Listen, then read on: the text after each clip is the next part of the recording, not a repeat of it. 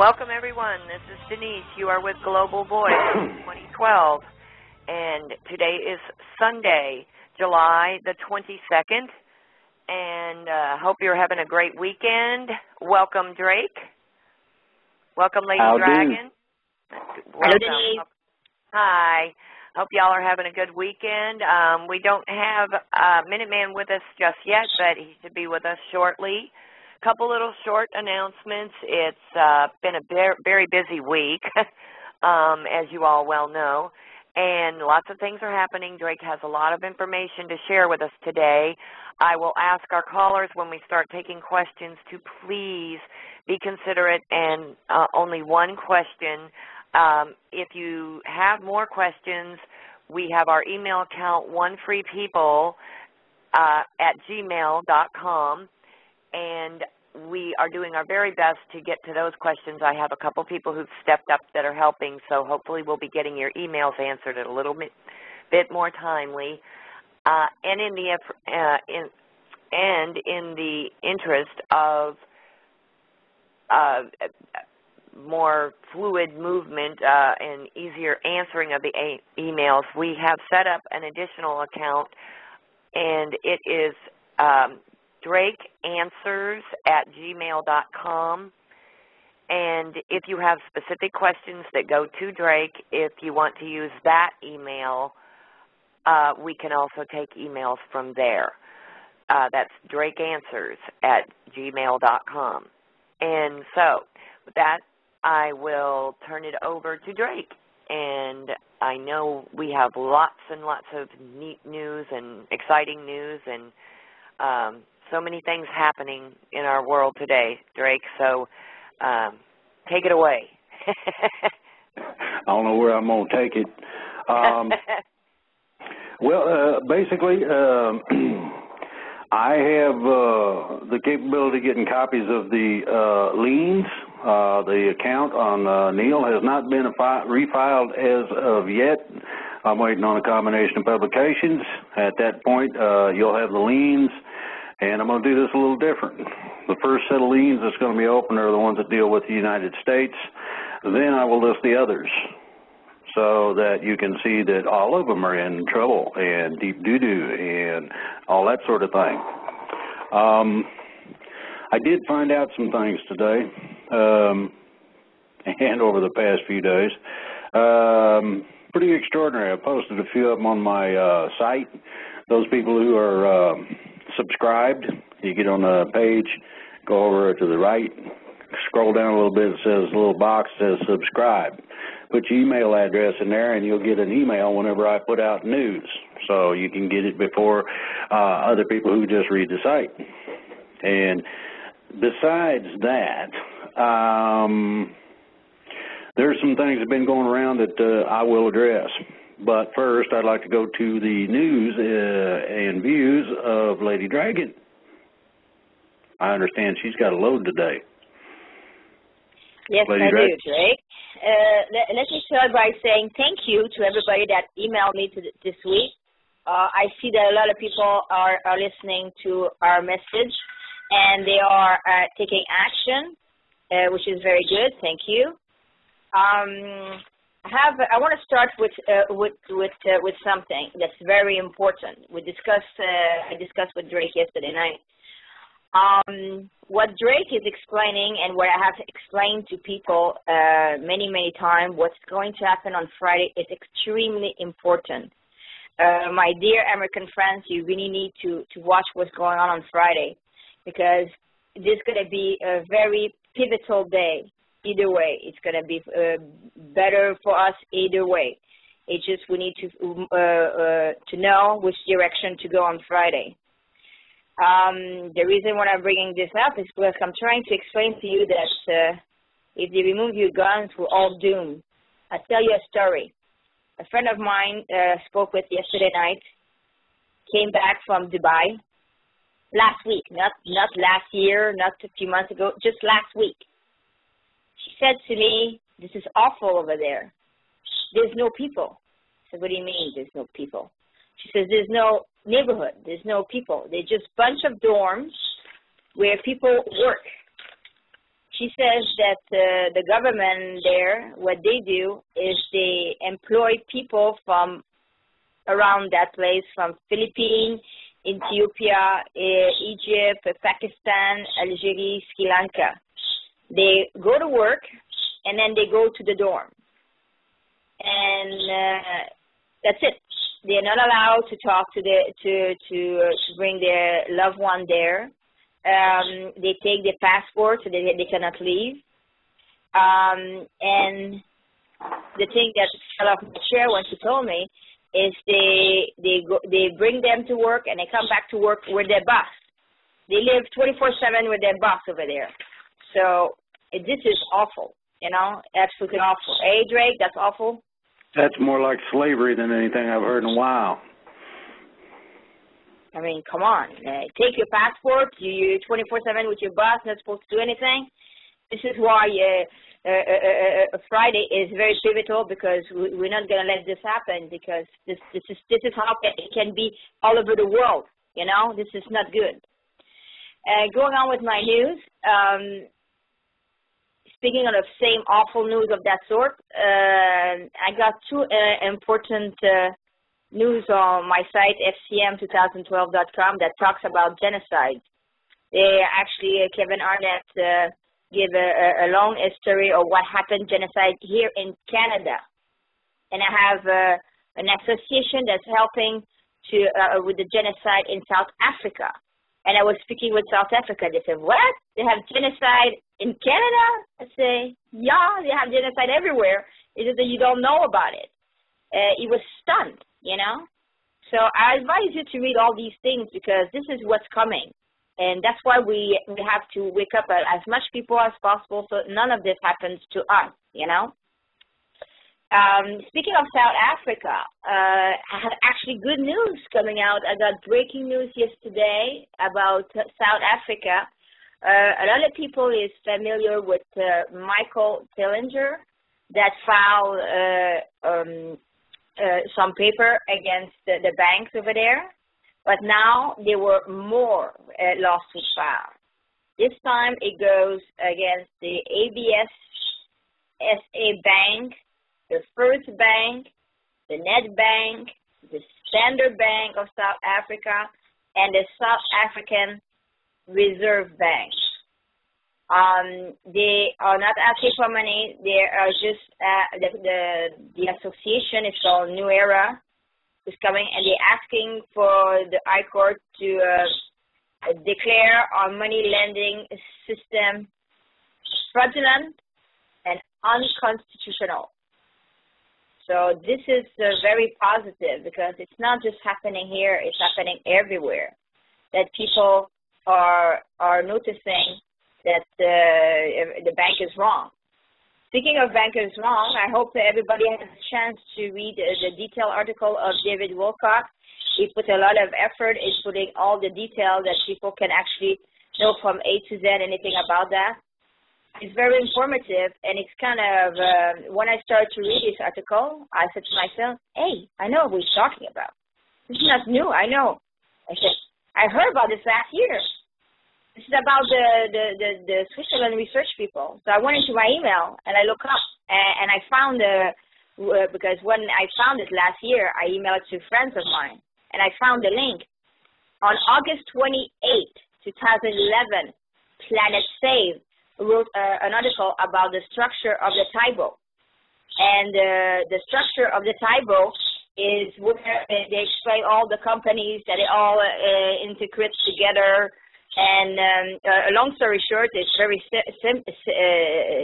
simple.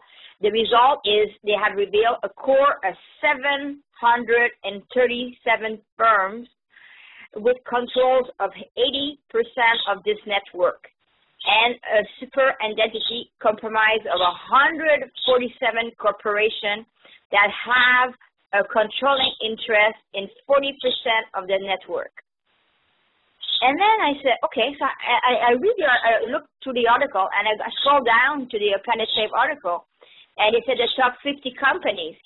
And the first company is what? Is Barclays. That's what I think what David did is very important, because when this article came out last year, nobody talked about it, nobody read it, nobody knows anything about it. So I think that David did a great job in explaining the bow tie structure and making people aware of what happened with the Barclays is very important, because they are the first on the list of that bow tie structure. So that's a fantastic news that now the news are getting more into everybody can read it. I thought it was fantastic. So that's something to read. There's a lot of things to read this week. I have also news concerning Mega Upload. Remember Mega Upload, the website that they shut down, and it went a big ripple effect to an entire internet community. Because this is very important as a case we need to watch. Because what they're doing with Mega Upload, they just shut down a website that has a server in Hong Kong with a gentleman that owns a company in New Zealand. So what the hell? What are they messing around with people all over the world, So, and now they have problems with that case, serious problem. That's why news came out. And it says, Mega Upload, U.S. Department of Justice makes up their own rule, because they need to have new rule, because the rule that they have working with them now, it's not enough to convict the gentleman of that website. So that's something that's unfolding that it's very important that everybody watch that, because it can shut us all down. It can shut me, Denise, Drake, and this is why we need to be vigilant about that court case. Other news that's coming out, Animus is hacking things these days. They went into a 50,000 IT account in Wall Street. They also went into the Turkish police intelligence website. So I don't know exactly what they did over there, but it seems to be they were not pleased about that. Speaking of the media, I got news that Penata orders the Pentagon to monitor media for classified info leaks. People are not pleased about that, because I always talk about the media, the journalists in the media, to start writing about this, and they actually they actually got words that now the journalists are not pleased with what's going on. Actually, I have an article here by the New York Times and the 80 Times. They are not pleased with what's going on at all. And they know. They're not saying, but I think they're starting to start talking, because the next news I just got this morning, it's from the LA Times. That's for yesterday. Hold on a second, I have a hit here. They have discovered, so I was very pleased when I heard this this morning. The LA Times discovered that the state parks had $50 million hidden in surplus. And they were cutting services and threatened to close park because they said they didn't have any money. So now they got caught. So now the department director, Ruth Coleman, resigned on this, and her second in command was fired as hidden surplus was revealed. So great job, LA Times. I'm very glad that you have found this. This is very important. I've been calling this for a long, long time, that I wanted to have the media and the press, the writers in all these big newspapers to start doing real journalism. And finally, we're having a breakthrough here, Drake. That's great, eh, Drake? Drake? I guess it's not here. Yes, okay. That's excellent. Yeah, that's excellent. People are actually starting to work all together, because they know too. They know. That's why they changed their editing rules for the presidential candidate, because they know that they want to shut them down too. And they say, okay, no, it's not going to work that way, you know? Yep. I have,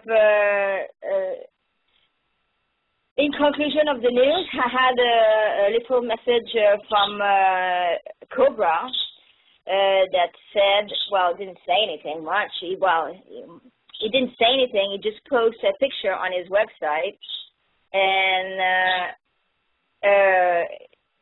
on Wednesday that said, breakthrough of the light. So now, I just got a note that he just put something, the red pill. He just put news on his website, the red pill. And he takes a picture of, Drake, in a Matrix, are you going to take the blue pill or the red pill? Yeah. So that's he says you have a choice. Which pill do you want to take, you know? So this goes in tandem with what I was saying to everybody, that we need to watch very carefully what's going to happen on Friday. And since we are Sunday, you know that Cobra always calls for a beautiful Sunday meditation. So I advise you to look on my website, ladydragon.com, click on Sunday meditation, and check wherever you are located, which in your time zone, in order to have a meditation, together meditation. Drake? Yeah, and I'm going to take what you said a little bit further. The judicial admissions of improper hearing on a merit of a case in Indiana goes to something everybody's heard recently. Sheriff Arpaio about the birth certificate in Hawaii being a birth certificate factory. You go in and they shall issue, and you walk into this country free and clear. Now, that's pretty funny in seeing that Hawaii is way away from us in considerable distance, and yet it's also kind of middle of everything in terms of the Pacific Rim. Be a nice way to just stop over and pay a permanent visit. Now, this goes to merit, okay? That means the legalities involved, questions raised in the application of law. And everybody knows about law. I'm sure somebody out there has got a speeding ticket once in a while, or somebody's said, no, dude, you're drunk. You get in the car and start it, and you're going to be guilty of drunk driving. You might want to just come with us, and you get to spend the night in a pokey. Leave the car there, it'll be all right, that sort of thing. Fun and games. Well, in the light of fun and games, there's more. Now, several of the people that listen to me and take things from the website that I post and use them in their own capacity on their sites, by which I am most thankful and grateful that they consider what I put up newsworthy. I'm telling everybody they're more than welcome. If you need a copy of something, don't worry about it. Department of Homeland Security had planned a takeover. If anybody is unaware of that, I believe I had a post on that. And the planned takeover deals with making riots in the streets and causing unrest and causing chaos and fun and games. You can have people running around shooting people and all the happy stuff that goes on during such a situation. Now, I'm going to iterate one thing, emphasize one word, planned, okay? Now, there's one little problem with that. The problem is that some of their plans, though they wanted to keep them hidden, have been outed. Some by me, some by others, and it ain't getting better, it's getting worse. More people are looking at the admissions of improper hearing or merits of things in a judicial fashion. They're getting what's called litigious, meaning they just love to sue people. And there are a whole bunch of people out there that are in legal hot water in a whole bunch of different ways. Anybody that really takes a close look at most politicians will find some kind of fun and games. I'm not saying everybody's dirty because I know some. There ain't a whole lot of them, but I know some who are squeaky clean. They've been trying to do the right thing, and it just don't get there for whatever reason. Now, under this Department of Homeland Security in the same article, Valarie Jarret was mentioned. That is the queen bee of the White House. In case nobody knows, she calls the shots, pulls the strings, tells who to do what to who, and the whole 9 yards. She runs the place. Anybody that doesn't have that under their belt or stuck in their memory might want to go challenge her to something, and you'll find out the hard way. Now, this leads down from the upper office to the lower office, and it's not a very big one, but Miss Massa Eric Holder, the Attorney General, who can get away with anything at all, to include causing the murder of our own people, specifically border guards, specifically others, specifically international gun running, and other felonious fun and games that are quite all right so long as you got position, power, and money. He be the firewall. He's the one that's keeping the legalists from poking holes in Obama's underwear. Now, I'm going to suggest something to everybody, and I'm not after Obama. I don't really care about that man, to be honest with you, one way or the other. What I care about is getting this set correctly, getting it put back to where it's supposed to be, getting the freedom going, making sure this don't never happen again, and removing all these, quote, crooks, influence peddlers, money launderers, financiers, bankers, the lot that ain't cool to be around no matter what. And we need to remove Eric Holder, whatever that takes. Okay, now, part of this little planning poo by Department of Homeland Security was a suspension. I want you to think about that word. That means it's done, of elections. Oh, now a lot of people have been asking me, are we going to have elections? And I keep telling them I don't think so, and they keep saying why. Well, there's one reason right there. They don't plan to have them. They plan to have some kind of false flag, ring around a rosy rigmarole. They'll kill as many people as it takes. It don't matter to them. They proved that on the towers. They proved it in Oklahoma City. They don't care if they blow babies up. It don't matter to them. Now, here's what the deal is. Suspension of elections. Okay, what that means is that we have recently had an executive order that stated we are in a state of emergency. Apparently Russia, back in the day, around 2000 or something, 10, 12 years ago, enriched some uranium, and they've kept this little emergency order because of that alive. Well, what happened to Iran? I thought they was the bad guys. Now Russia's the bad guys? I ain't quite sure how this is working. Somebody's got something confused. It could be me. I ain't going to lie to you. I get confused at times. They come at me from 4,000 directions, and I duck. Anyway, so suspension of elections. And then we got this little thing that came out the other day about the probability of our military formatting and implementing a military coup. I also offered the information that was not contained in that article. That is the part where the military, they take over. You're not going to see martial law, but you're going to see a whole load of arrests. They got to get them people out of the way so they can take one of us, who happens to be honest and a true patriot and cares about the country, and put them into place so that we can keep a structure running that needs to run for a specific period of time. The individuals put in those offices will be limited in their powers of what they can do, but they will be the office holder. In other words, you got to have somebody holding the office to make the signatures to say yay, nay, go, or stay. You have to be able to have an accountant in there that can help with a whole bunch of things. We're going to need a load of them, by the way. Can you imagine how many IRS documentations got to be read and gone through and to see what is what with who? I mean, this is after it's closed. We've got to figure out which way the spring's unwound so it don't explode and blow Washington off the map. So here we are sitting here looking at this. I am anyway. I made notes. Planned plus suspension elections. Well, it's going to happen one way or the other. Now, I'm going to offer this. I say instead of them, us, as in we the people, plus militias, and our military. I think this, everybody joins up and says, yes, sir, what you need, where can I help you? Think about the support that would be like if you went into a foreign country and people that were there were that gracious in that you took the oppressive boot off their neck. You got rid of the communists or whoever it was deciding the fate of the local farmers. And these people were grateful for that. I experienced it in Vietnam. It happened several times. It was total shock. Just blew me away. I was not expecting that. I thought that everybody over there felt like we was the bad guys.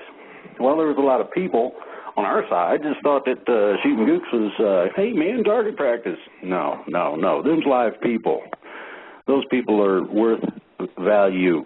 They have a greater value in some cases than the people shooting at them. Now, I'm going to take this a step further. There was something mentioned about Dubai and the prison camp for workers. Well, I did a little checking. And come to find out, there are no publicly accessible video cameras of any kind. It don't matter if it is security. It don't matter if it is traffic cams. It don't matter. You can go back to 2002, 2004 and get a little something, but you ain't going to find nothing live right now. Why is that? Well, now, what hides in secrecy? Usually something that's wrong. And guess what? We're talking about prison camps. In other words, people from foreign countries, and this has been standard practice in that area for some time. And it's not the only place. There are a bunch of these where you go into an area looking for employment, and what they do is you are owned pretty much. Tennessee Ernie Ford did a song called 16 Tons, and he said, St. Peter, don't you call me because I can't go, because he owes his soul to the company's store. That's where the overpriced stuff, and they didn't pay you enough to buy it anyway. Well, these people are actually held prisoner. But the concept is simple, and I'm going to bring it back to something else. I posted a video called Think and Relate, and on there it's got the Sounds of Silence by Simon and Garfunkel. And in that song it talks about praying to the neon god we've made. Ladies and gentlemen, Lady Dragon mentioned genocide, and there's several forms of that. It can be right now, it can be later. They can starve you to death like the Dubai people might be doing, work you till you just fall over and you're dead. Or they can put you in a situation where they know it's deadly. They put you there because they don't want to go. Now, I just got a report from on Japan. It's probably been out for a little bit. It's about the Tokyo Electric Power Company. And it deals with a little nuclear problem they got over there and those who attend to it. Fukushima, as everybody knows, turned into a nuclear meltdown. And it ain't stopped or slowed down a whole lot. It ain't running out of fuel anytime soon. But that ain't the point of this. The point is this.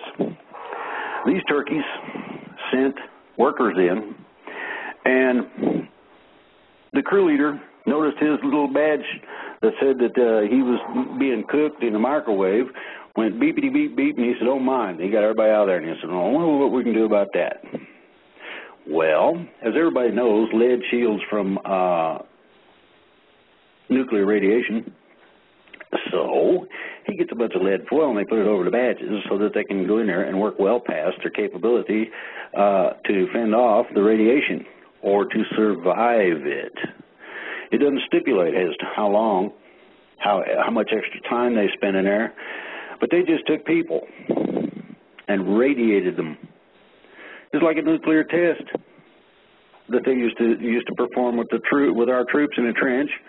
When the blast went by, you stood up to see what was going on, and you got an extraordinary amount out of those troops from the top of their head down to about their waist of every kind of cancer from between those 2 points.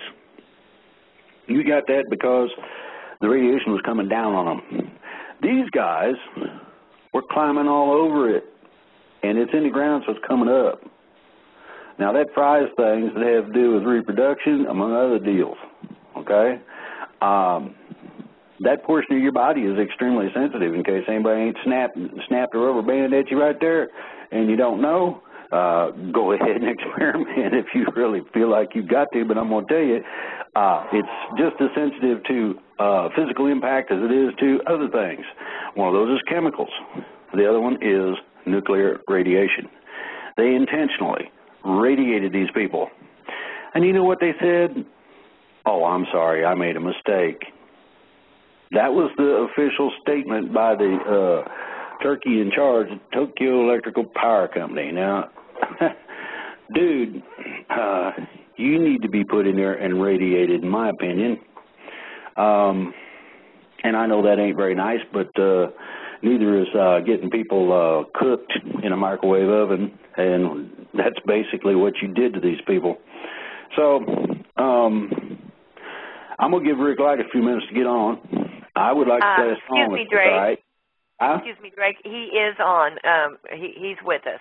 Okay. Well, I got my next subject was going to be about service people, and Rick's got some personal contact information that he found out about. He talked to me about it earlier and said it was vitally important, and I can go on about that, but I'm going to let him do it. Rick? Well, hello, everybody. Glad to be on the show today. Hello, Denise, Lady Dragon, and, of course, you, Brother Drake, and all of our listeners. Welcome. Hello, Rick. Want to put in some good news. Our militias are growing, folks. Like you wouldn't believe. It looks like that small arms treaty is kind of backfiring on them, and that's a good thing.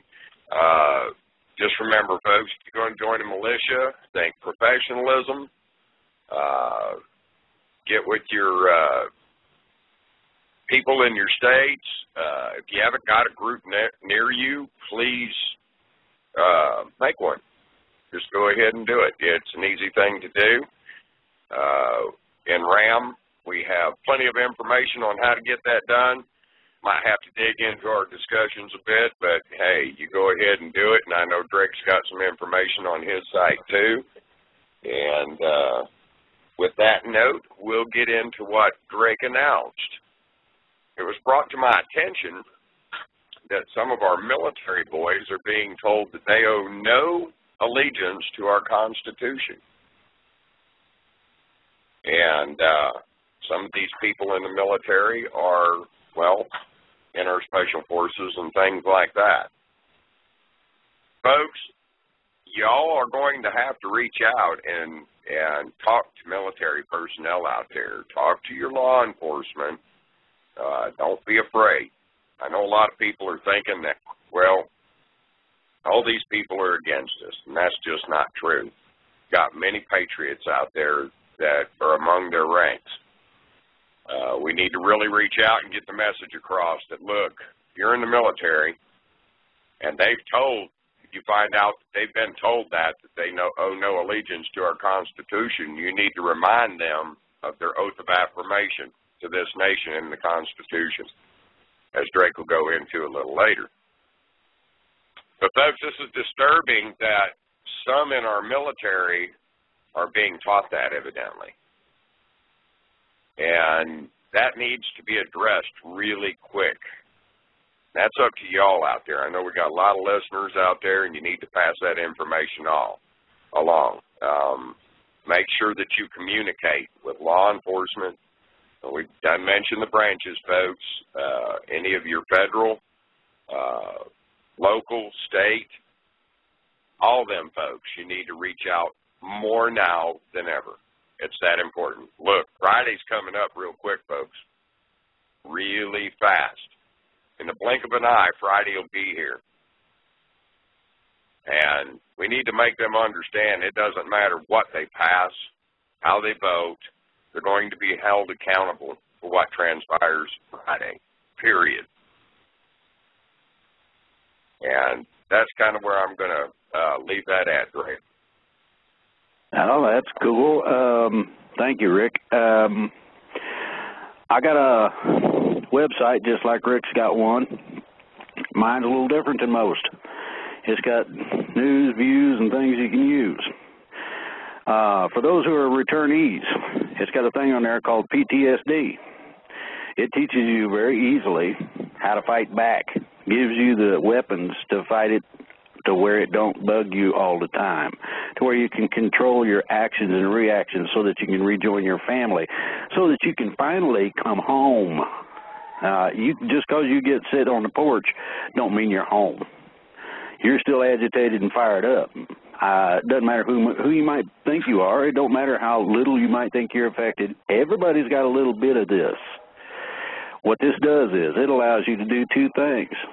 It gives you control over that nasty little renegade running around your head that makes you overreact, react inappropriately, and it's got them thought controls. And here's what's neat. Nobody gets in your head. These are tools for you to use on your own. These things can be adjusted. So long as you follow the basis of what's stated there, you will be able to regain a great measure, if not almost full measure, of control.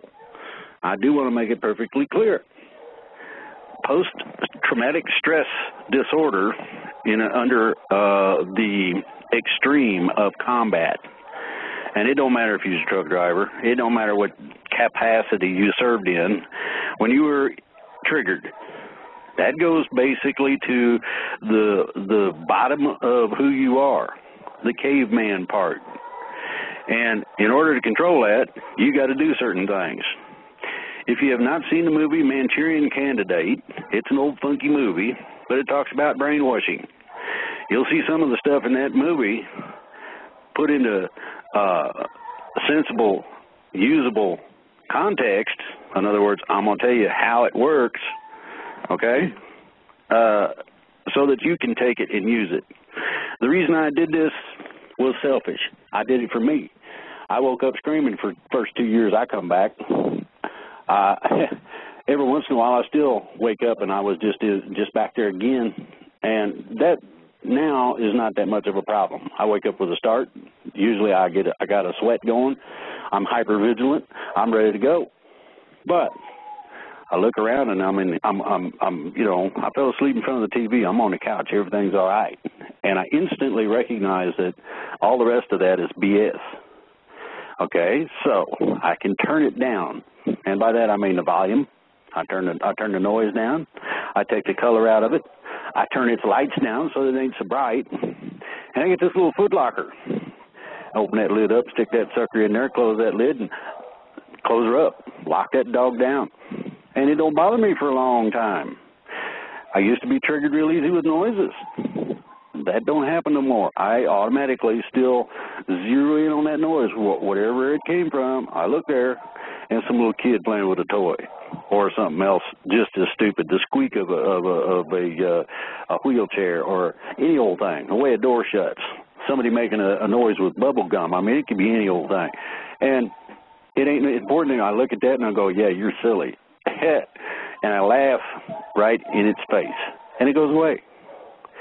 Now, I get into specifics in terms of exactly what I just stated, how to do it, what order to do it in. There's a couple of other things that I added that I have in my treatment system. The reason I call it a treatment system is because it's not a treatment program, because there ain't no program. There ain't no leader but you. And it takes care of that problem. I would suggest everybody check it out, print it out if you want to. That's fine. That's why it's there.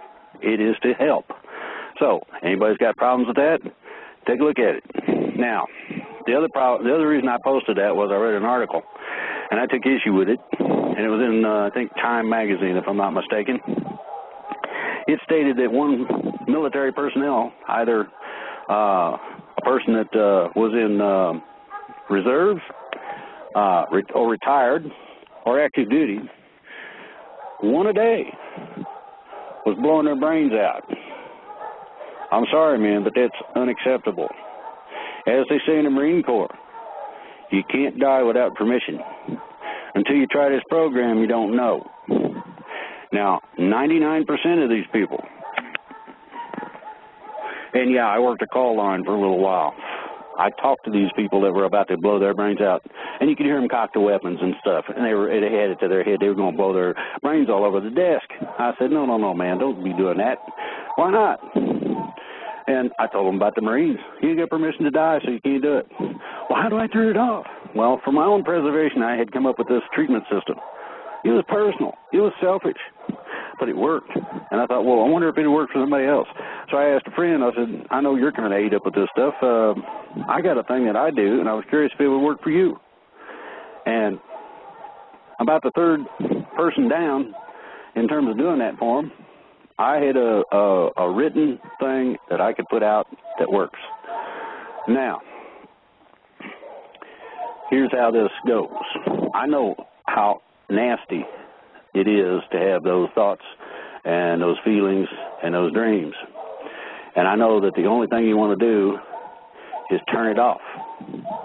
Well, guess what this program does? Guess what this system does? It helps you turn it off. You can flip the mother's switch so it don't get you no more. And that's first. Okay, second part of all this, and this is something different, but along the same lines as what Rick was talking about. I addressed the troops.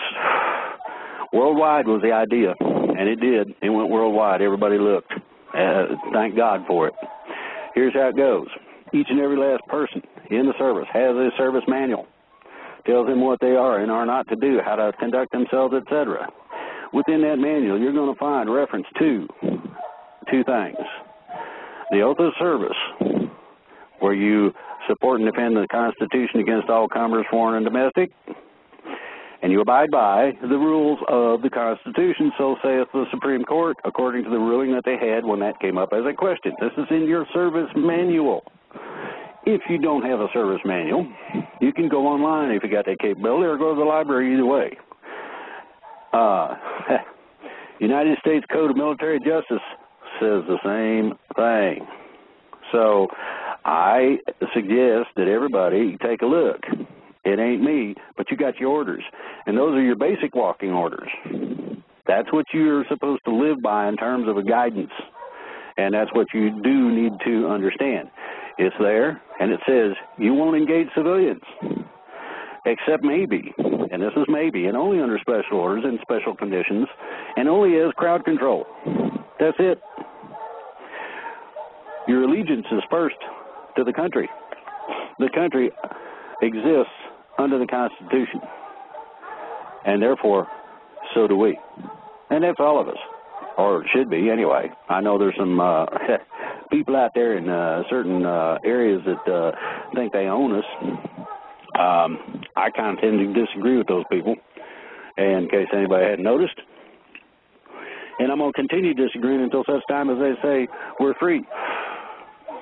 I made a little agreement. I have contacted a load of churches, and the day that we are set free, you're going to hear all the bells everywhere where they got one ring out freedom. That goes to Peter, Paul, and Mary's song, If I Had a Hammer. You can listen to it. Good song. Now, here's the other crux of what I'm getting to today. The excitement that people feel when fireworks goes off, and we just had some of that.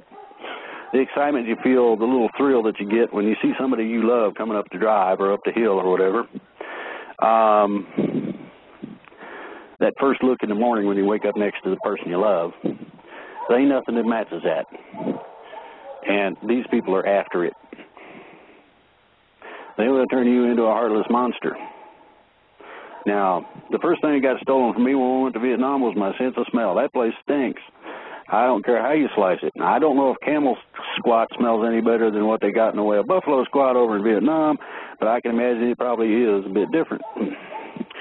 Second thing that happened was went on several patrols, and I was as nervous as a cat, and they knew this, and that's why they sent me by myself with a bunch of experienced people to calm me down. I used to do that. That was one of my things that I did as I got a little more experienced. I calmed down. Took me about 10 patrols, 15, something like that in the first week or so. Then we had our first skirmish. Some turkey with a AK-47, and if anybody hasn't seen Heartbreak Ridge, they should. Clint Eastwood movie is pretty good. He shoots an AK-47 at his people and says, "This is the AK-47." the preferred enemy of our preferred weapon of our enemies, and makes a distinctive sound when fired in your direction. Anybody who has ever heard an AK knows exactly what I'm talking about. It's distinctive from all other guns. You can tell what gun somebody's firing by the sound of it when you get experienced. So anyway, the idea is that we are at the break point. We got until Friday. That's 5 days to find out whether or not we're going to maintain our freedoms or not. That's how crucial this is. And I have heard the disinfo and portions of the disinfo from a variety of different people saying, oh, that's not in there. Oh, we're not going to take your guns. We're not going to do nothing to you. Well, there's a little problem with that. I got a hold of the copy that wasn't changed, redacted, hidden away.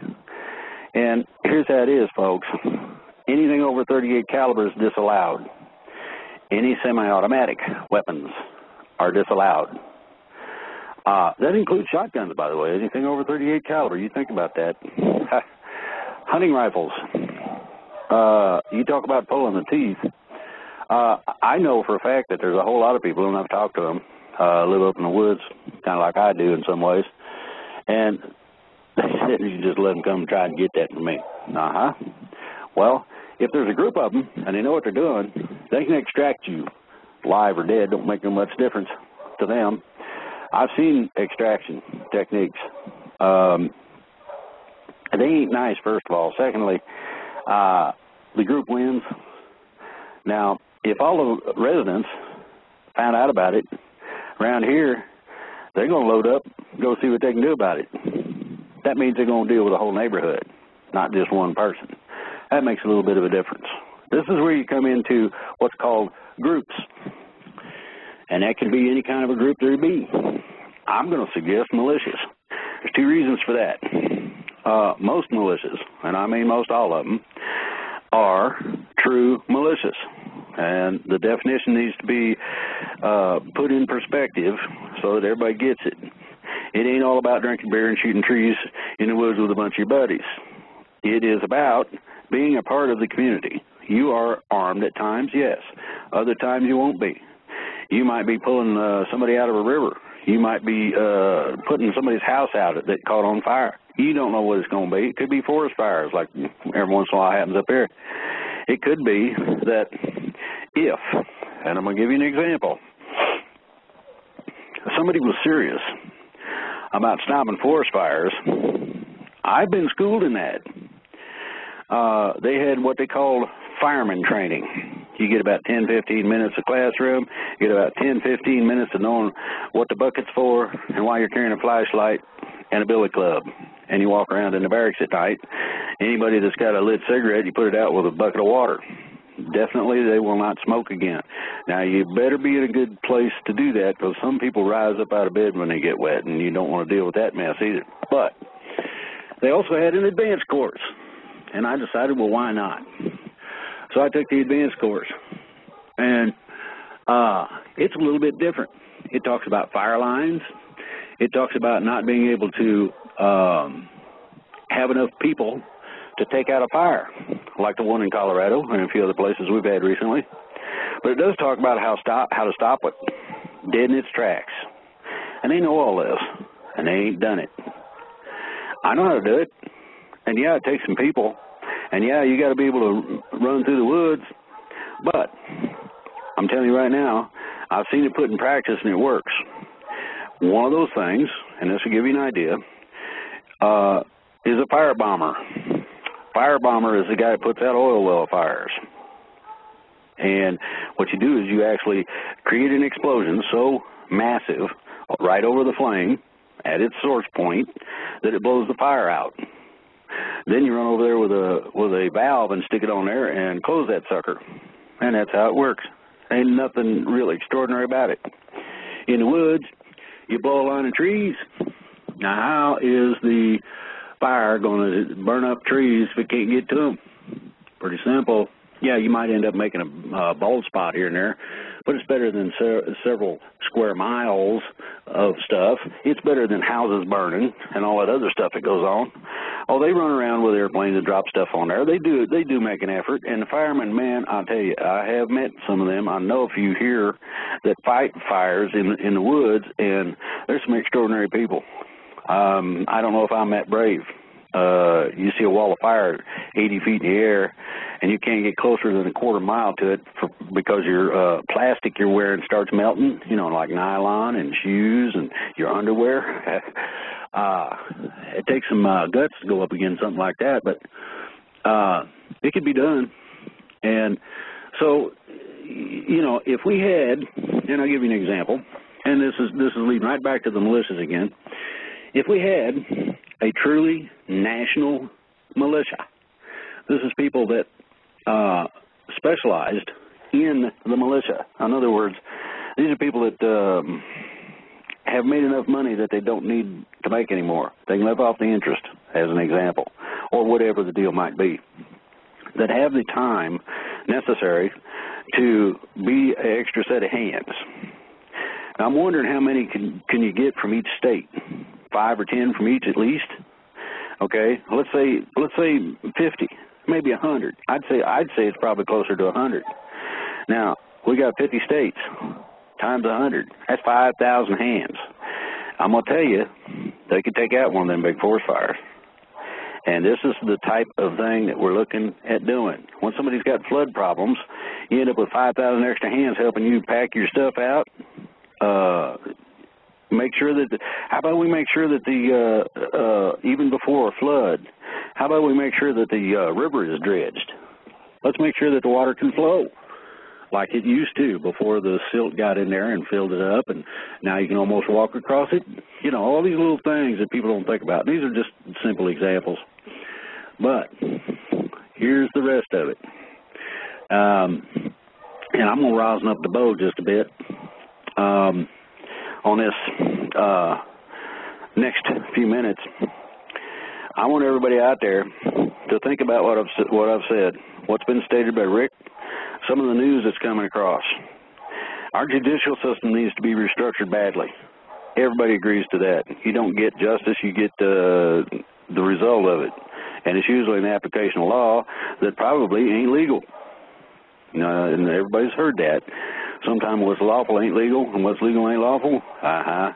Sometimes you go before the court, and it ain't really a court. It's just how much a fine they're going to pay. And they make that determination, and if you can pay it, you're in good shape. If not, you get warm bologna and cold coffee for a while. The basis of this is this. I need people to think about how they would go about getting excited. What type of excitement would cause other people to take interest? And I want to, at this point, Denise, do you have a song that we can play? Yes, Drake, I was just going to suggest that it's the top of the hour, and if you want to take a quick break before we have tons of questions.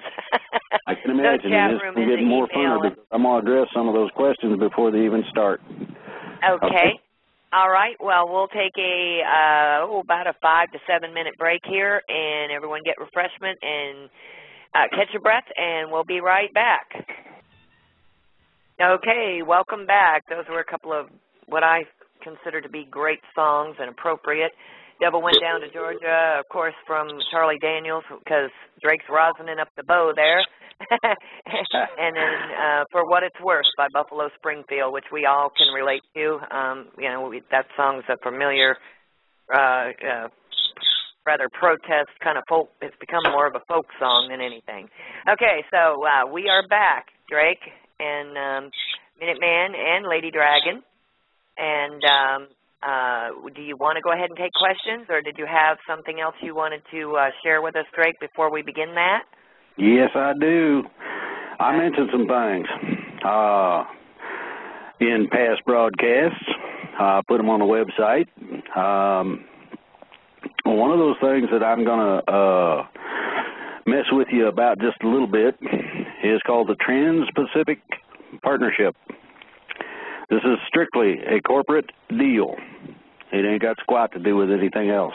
other than the bottom line, of course. Now, you remember earlier in this show I mentioned, and so did Lady Dragon, that somebody was having troubles in Fukushima. And those troubles, oh, man, I'm so sorry. That was a big mistake. We covered up your badges, so you got irradiated. Now,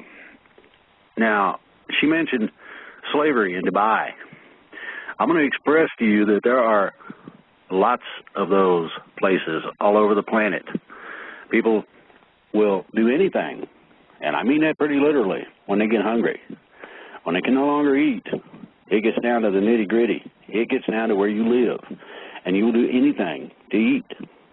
You might even keep food away from your hungry wife and kids.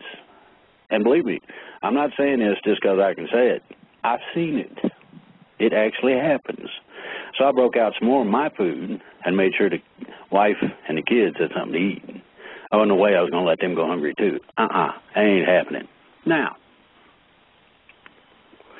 I'm sure everybody's heard socialism being bandied about as a neat little word that compartmentalizes a whole bunch of ideas and the manner of actions of our government. Obama himself has been accused of being a socialist, communist, and a few other things I can't say on open radio, just simply because I ain't going to say that stuff out in the open where everybody can hear it. Some people take offense at that kind of language. But now that I've stated that, I'll let your dirty mind tell you exactly what I'm thinking about. Now, here's how this works. The Trans-Pacific Partnership is a corporate deal, and you have noticed the neon god that we have made called consumerism. I got to buy this. I got to have that. I got to do it now. Give me a credit card. All that happy stuff. Ring around the rosy. Okay, well, the corporations, first of all, took all our privacy. That's how they found out how to do this. Just what you need when you get on the Internet is what you get in the way of ads. Yeah, think about that. Just what you need to see according to the audience, and they know who the audience is, that listens to the different programs on TV and the different programs on radio. And they know what audience they're playing to. They know what color underwear you wear. They know where you park according to your house, where you put your keys down, where you put your purse down, where you take the stuff out of your pockets if you're carrying a wallet like I do. They know where you go in the house when you first walk in, what you check on, what you look at, and the first type of drink that you might get, be that coffee, be that water, be that a beer, whatever. They know the brands of these things. They know the color of the container that it goes in because they sold you the canister set. And more than likely, they know which coffee maker or whatever you got, what tea machine, and what color it is. That's how much they know about you. And if you get into it and really look, do a Google search on yourself and then go into what's called marketing. And you'll find that they know exactly who you are and everything I've said. Oh, yeah, that's a little bit of a mind blower. Now, if the bottom line, that buck in your hand in the bank in your pocket, was the only driving force, you wouldn't care about people. They don't care about your credit rating. They care that you take that credit rating, use it for a credit card. They care that you buy a new car. They care that you get their stuff so that they can take their profits. I'm going to tell you right now, brand new car costs about half what they're selling it for. Everybody got a little bit of their fingers in that pie, and it goes up. And to go along with this, they have decided that because they know all this stuff, they put it to use. So they take all this information and they apply it to psychology. And I'm sure somebody's heard of psychology. If you've been around kids, you know what reverse psychology is. And you also know that parents have the psychology, all we want is peace and quiet. We don't care if you did it or not. Shut up, I'm going to hit you. Sit down or go somewhere. That sort of thing. Old people are to go somewhere out of the way so they don't interfere with the young folks who are in a big hurry to get to where they can make that next buck so they can get the fancy doodad that the credit card is going to give them a special deal on. This is the neon god. Now, when you apply psychology to the neon god, the message changes a bit in both ways. That's right, this is a two-way street. First of all, the message to you gets a little better. In other words, it's a little stickier. You remember stuff if it's done in a certain way, if it appeals to you in a certain manner. Okay? On the other end, looking at it from Mr. Boss, I'm selling you this stuff and you are going to buy it. You have the other end of the scale. And that scale is oriented to profit. The more the better, and we don't care what happens to you in the process. Now, that slavery that Lady Dragon mentioned, it's very real. I did a check. There ain't a security camera. There ain't a traffic camera open to the public, period. Now, the only thing that's hidden in the secret is something that you really probably don't want to know about. Well, we exposed one of them. I'm going to give you the other shoe. Everybody's got 2 feet generally, or wear 2 shoes at least. The other shoe of it is the corporate side, and that's the people that put them in there. If you want the job, you heave up your passport so you're permanently stuck until they decide to turn you loose. In that particular Dubai incident, the other part of it is expendability. When you shoot a gun, you end up with an empty casing, a spent round. That's expendability. It's no longer good for anything unless you got the stuff to reload it. It's trash. Your labor, our efforts, and you expect corporate reward, you expect a little bonus, you expect a little something, and you find that you don't get it no matter how good a job you do because you ain't connected. Now, that connectedness goes into the people who own it. That goes into the people who control that bottom line. It goes into the boss routine. This goes into knowing for a fact, and here's the fact. The fact is it's called corporate fascism, which is the pre-existing condition of full-out communism. Now, there's only been a few dictatorships where they had full-out communism. I don't know that there's any really in existence today. Most of them, at one point or another, the people got tired of it, and even though the bad guys had machine guns, the people just kept walking until the machine gun either melted or run out of ammo. And they grabbed them with their hands because they didn't have no weapons and tore them into little pieces and got rid of the problem. That's basically what happened to some of these really nasty dictatorships that no longer exist. And what you got to look at is this. These corporations and people who are only profit-oriented, they ain't got no soul. There is no conscience there. It's only oriented to what they can make, period. And the evidence of that is contained in that little bit of information I put out about the Tokyo Electric Power Company frying their people. Expendable assets. Gee, man, that was a mistake. I'm sorry about that. I wonder what else happened. I wonder if anything else happened. I wonder about a lot of things. So now you understand corporate fascism, Trans-Pacific Partnership. Be sure and make note of the correlation between the two because that is what it is. It ain't a treaty. It's a corporate agreement, so it can't be a treaty. That needs to be recognized legally and challenged, for one thing, among others. Then to go along with it, we get the other side of this. Our freedom efforts, and we're going to rousing up the boat again a little bit here. Getting up off the couch. There's a lot of people out there who have done just exactly that. There are a lot of people questioning and asking, how do I get people to listen? Well, you want to maybe talk to them about the laundry, nice weather we're having, or whatever's going on that would open the conversation. Ask them about themselves. How's your life? Is everything fine? I mean, you got problems and go from there. Yeah, I had to go get an operation. Medicare didn't pay it. Well, maybe there's something wrong with Medicare. Maybe this will lead into a discussion with that person about freedom. And don't get into all the Agenda 21s and all these other things. It ain't necessary right off. All you got to do is say, well, look, I wonder if we might be able to do something about that and go check on it. Find out if the other people, you ain't going to talk to just one person. You're going to say hi to several people. Ask them. Go out of your way. I got a question I was going to ask you. What is it you do for a living? I mean, just and just tell them you're being nosy. You just like to know. And you go from there. It'll open a conversation.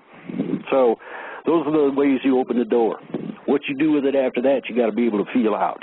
You have to be able to know the content of the character of the person you're dealing with to the extent where you can carry on an intelligent conversation with them.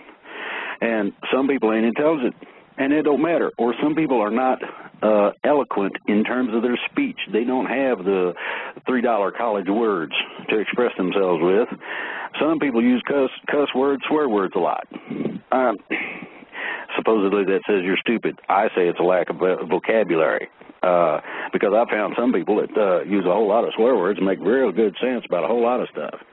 I overlook the nasty language because I want to hear what they got to say. And so what you got to do is, and I'm saying you got to, we're running out of time.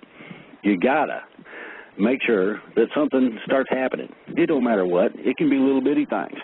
But once you start something, it's going to start going. Now, once these things start happening, and there's a lot of them, there's documentation that I have access to that's going to blow people's minds. Yeah, the paperwork's been prepared. The only thing left to do is file the Keenan suit.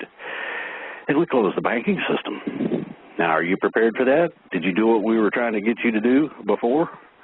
Now, part of this military coup is something that I mentioned when I talked to David Wilcock. I mentioned that in the beginning, that's what they wanted to do. Screw these people. We got the guns. Let's just take it over and straighten it out. We don't want to really do that. Well, the military's in the same kind of situation today. They don't really want to do that. However, there's a little difference today. A group of people got together, and they put together some paperwork, and they used it as what is called a notification process. This was put into the record at the International Court of The Hague, Civilian Division, if I'm not mistaken. I'm not going to say the name of the project because I've been asked not to, and I agree with that. Just let it be known this. Paperwork's been made. It's valid paperwork, and the validity of the paperwork is that it was not rejected. It was looked through, and it was not rejected. This tells me that it has validity as it stands. What it does is this. A majority, and I mean a majority, with a cushion of states submitted this freedom paperwork. Contained original copies of the original documents whereby this country was put together. It resurrected a thing called the Declaration of Independence. And this package contained a cover letter that stated very, very, very clearly, we are, as a group, you've heard of the Articles of Confederation, that puts us together kind of thing. We are, as a group, making the declaration that we are no longer under the corporate thumb, that we no longer agree to what is going on in terms of our government, that it has become oppressive, that it is against the people, and we are declaring our freedom from that. Now, that don't sound like a whole lot except for one thing.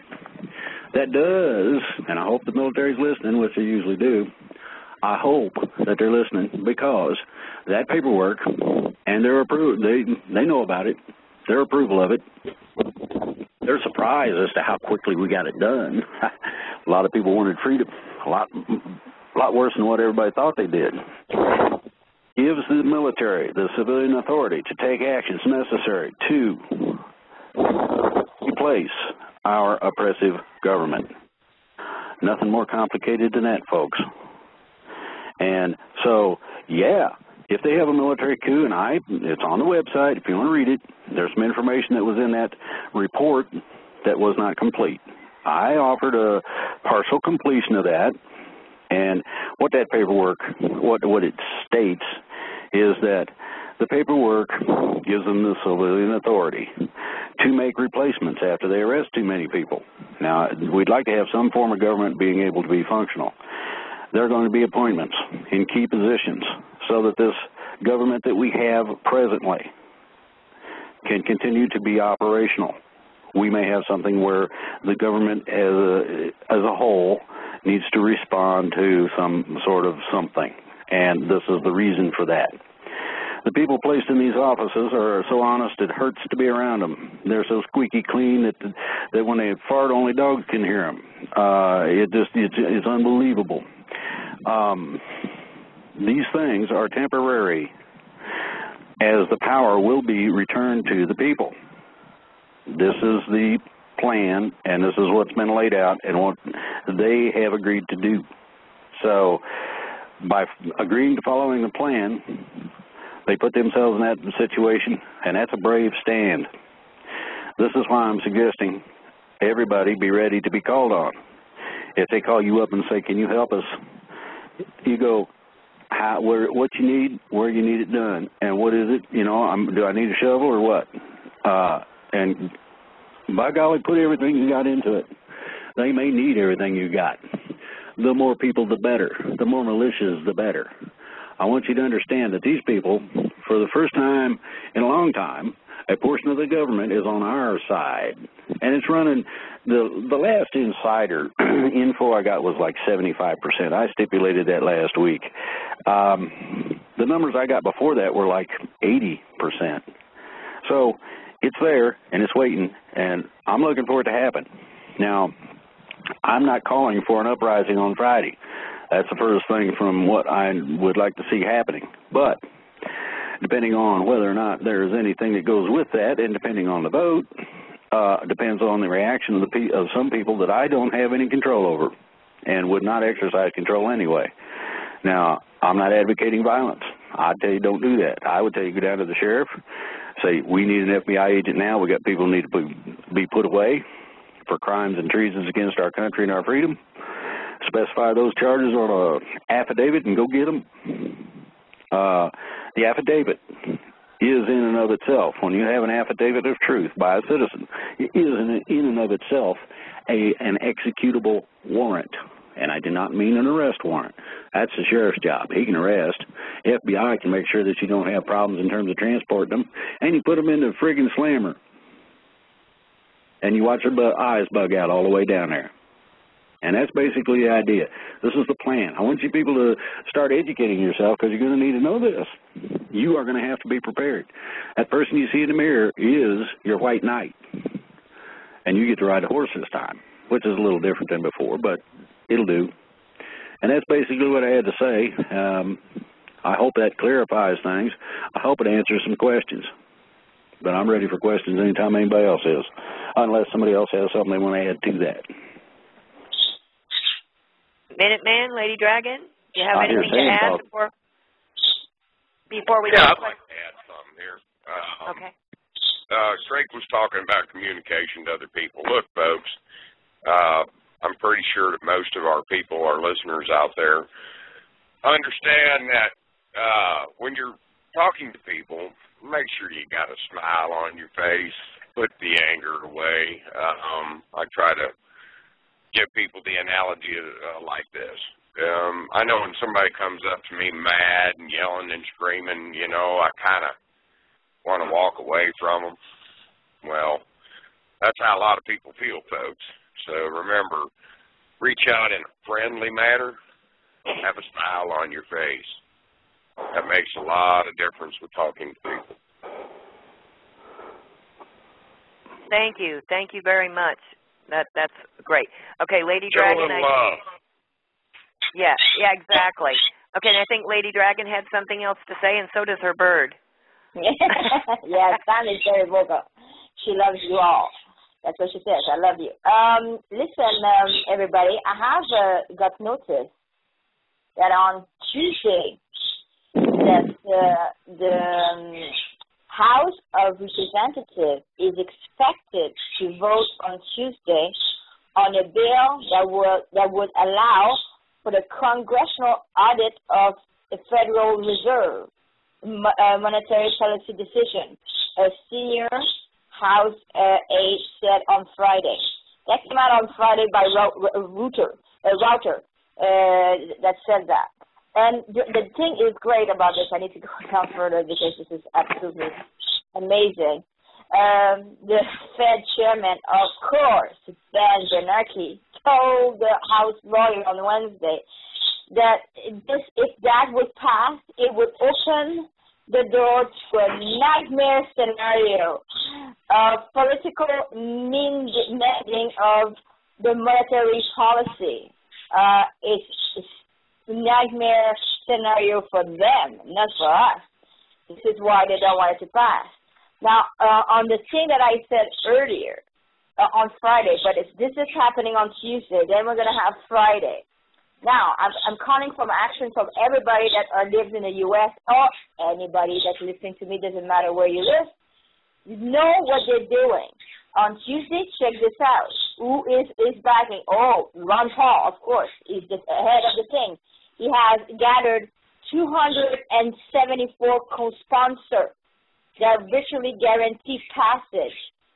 Whoever they are, know who they are. If they are, let's say, a person in California who's supporting this, phone the person in California and say, thank you, I'm supporting you. What can I do to help? Somebody is against that, telephone them. Excuse me, I don't think you're seeing the errors of the ways. I think you're on the wrong road. Maybe you should be, we people don't want that, you know?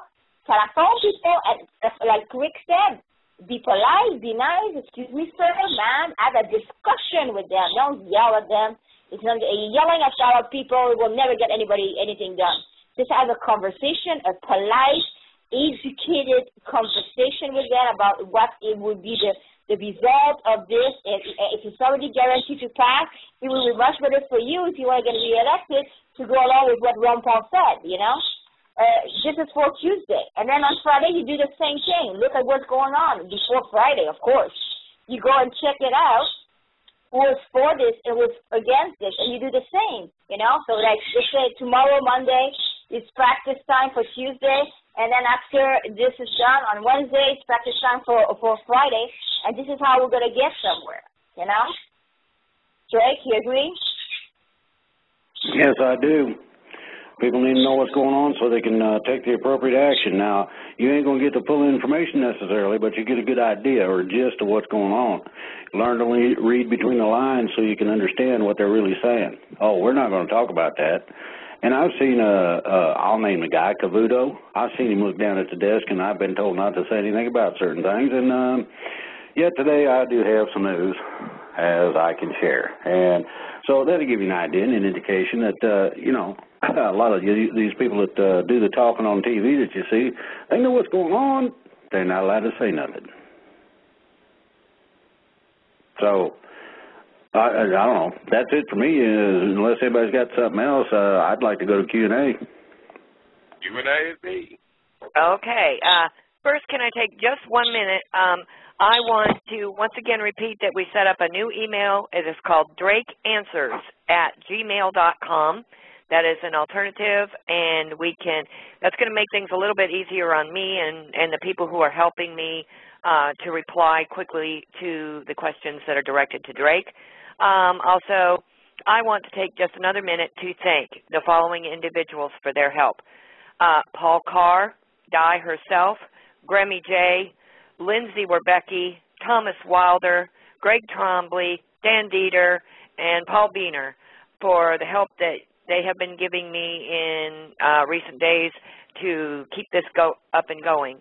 I would also like to take just a minute to humbly ask that when you visit the Blog Talk Radio program and listen to the archives, if you would, when you listen to the archive program, if you would please take just a moment and click on the advertisement that starts when the archive plays back, that will help us to raise the money for me to pay for the radio station, the domain, the hosting, and all of that for the Global Voice. Also, on the globalvoice.us website, there is a donate button. I will tell everyone that the monthly costs are in excess of $350. and I will be every month I will put out like a monthly statement of what we have received in donations and what our expenses were. So anyway, I just wanted to bring that up also. And with that, let me pose to you some questions that we had, and you've answered a lot of these questions, Drake, and forgive me for that. So you answered them, though when you spoke. So let's see. Okay. Is there any validity at all to the European report, Drake, pertaining to the military about taking Obama out of office?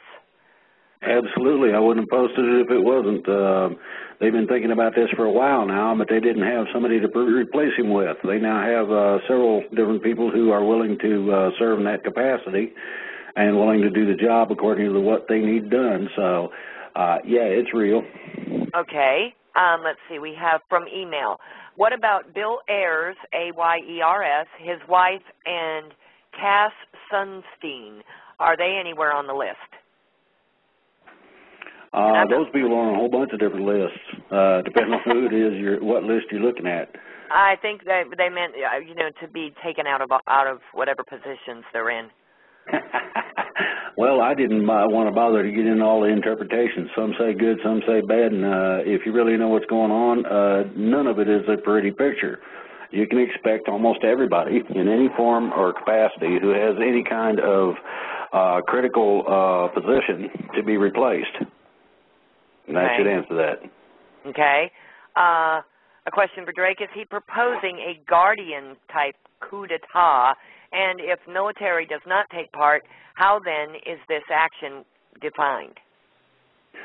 Two ways. The military either takes part or they become irrelevant. I've stated that before. It's up to we the people in order to start this. And I'm going to say this very clearly. With the first arrest, and if I got to do it, I will. With the first arrest, you're going to find that a lot of people go, well, they can do it over there, we can sure do it here, let's go. And then you're going to have a little bit of a flood, and that's going to keep a whole lot of people busy. So, yeah, it can be done, and like I said, the military is looking to join with us in terms of making sure this is nonviolent. They're looking at taking people into custody. They're not looking at shooting people. You ain't going to have military firing squads, running out of ammunition or anything. And I'll say the same thing to the civilians. Don't just go shooting people. That ain't the way this is done. This has to be nonviolent because we're better than they are. Those people that have offered us murder, et cetera, accident, or whatever you want to call it, need to be shown that there is a law about that and that we intend to enforce it. And they happen to be the subject matter where it gets enforced upon. So, sorry about your stuff. Okay. All right. And you're answering some of the upcoming questions with the questions you just answered. Okay, let's see. With the UN Small Arms Treaty, the Vienna Convention will allow our Second Amendment to be removed from the U.S. With the stroke of a pen, no vote needed. When signed, expect martial law before the ink would be dry. Is there a way to have those who are participating in the signing arrested at the signing? There could be. Whether the military is going to take that action that quickly, I do not know. Basically, it's a matter of public record, so we can come get them when we feel like it. So it doesn't really matter one way or the other to me. It might be considered extraordinarily important to the people in general. It's kind of like, why didn't they round up all the Bilderbergers? It goes on and on. If they do, they do. If they don't, they don't. And as I said again, it's not critical that they do. It would be nice, but I don't know that they are in a position to do that. So we'll just have to wait and see. Okay, and forgive me again, Drake. I don't always hear everything you speak of when I'm screening and taking in callers and getting their names and everything. So if I'm repetitive, forgive me. Let's see. Okay, you already answered just what is going to happen Friday. Okay, we already answered that one. I do know that. Okay, many people are curious if Drake thinks that the Aurora, Colorado shootings were a false flag attack in order to push through the Small Arms Treaty. I would suggest it's absolutely a false flag attack. You have to go back to the old-fashioned brainwashing as you've seen it depicted in movies. One of those is Manchurian Candidate. I recommend that movie because it gives you the basis that there is absolute control available of any individual. Everybody, it doesn't matter how calm, cool, collected, mild-mannered they might be, can be pushed to become violent.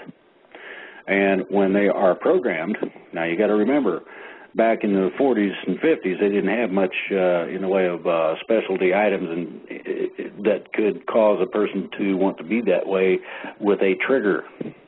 They do now.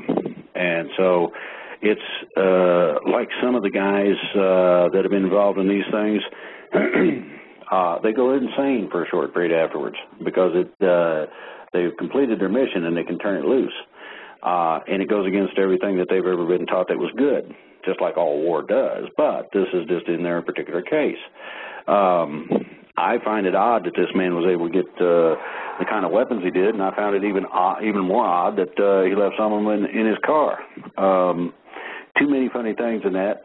It's just like the Twin Towers. Too many funny things in that for something not to be quite off in terms of what happened and what we're hearing. So I'd say it was a staged deal. Okay. Okay. All right. Okay, here's an email. I'm a 65-year-old fellow from Brazil who has been listening to your radio shows. Could you please say something about what the other countries like mine could expect among all these things that are going on in our world? He's wanting to know what might happen in Brazil. According to what we have happen here? Correct. Okay. Well, all the things that you speak of on the program, he's wondering how the country of Brazil is going to be impacted. Okay, well, the impact's going to be simple, and this is for every country out there that pays attention to this, and that is, quite honestly, if you take the central banking system down, a lot of countries will suffer for a short period of time. There's not really anywhere to get around it. A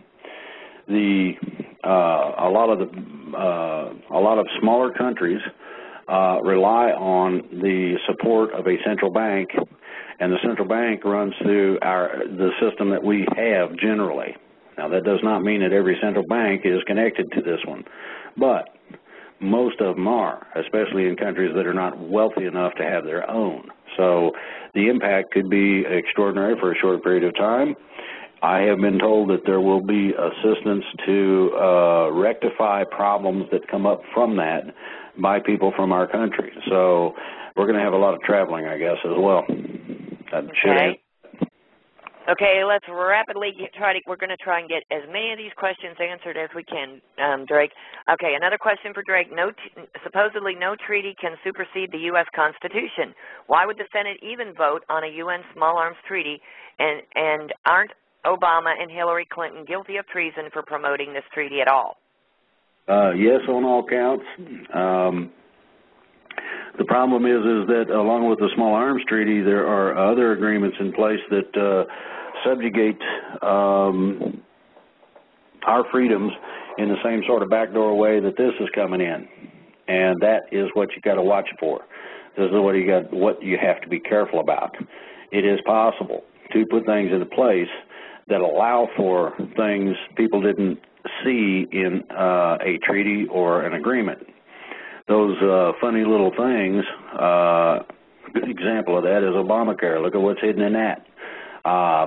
This is a treaty. I don't know the size of it exactly. I've read quite a few pages on it, and the ones I could get that were actually the treaty itself. And it does have certain holes in it where people who decided that they wanted to take our guns could do so. And that's the answer to that. Okay. Let's see. Next question is from an email. Just wondering how Sheriff shows information about Obama's forged birth certificate could be used to get rid of him? Well, that would be the manner in which I would go about it, for the simple fact that you do not want to give him validity in terms of holding the office if he did so, if he had gained that office by fraud. Just that simple. So I believe that the take on the fraudulent position would be the easiest and best way to go about that. And I think you just answered this one, Drake, a few minutes ago. Is Drake for or against non-aggression principle, which simply stated is that no person, group of persons, or government shall initiate force, threat of force, or fraud against any individual, self, property, or contract? That sounds pretty good. So you would say you are for or against? You would be for that, right? Yeah, sounds good to me. Okay. All right. Drake, why have ETs not arrested the bad guys? You said that they were getting restless because Mother Earth needs to be cleaned and that they were going to take care of the bad guys. Now, why have they not done anything if they are so restless? Okay, well, we got two ways to go on that. First of all, I don't like getting into ETs on the show for varying reasons. Most people are interested in freedom on the show. Now, seeing as how this deals with freedom directly, more so, I'm going to suggest that we look at the plan as it has been laid out. We are to take care of our problems as much as we can before ET's timetable runs out. This is the reason for their being restless. They want to see us succeed.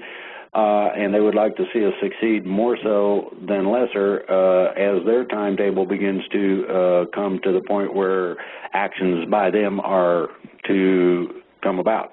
So what you've got is they have to stand back and watch, and they're probably just as upset about that as we are.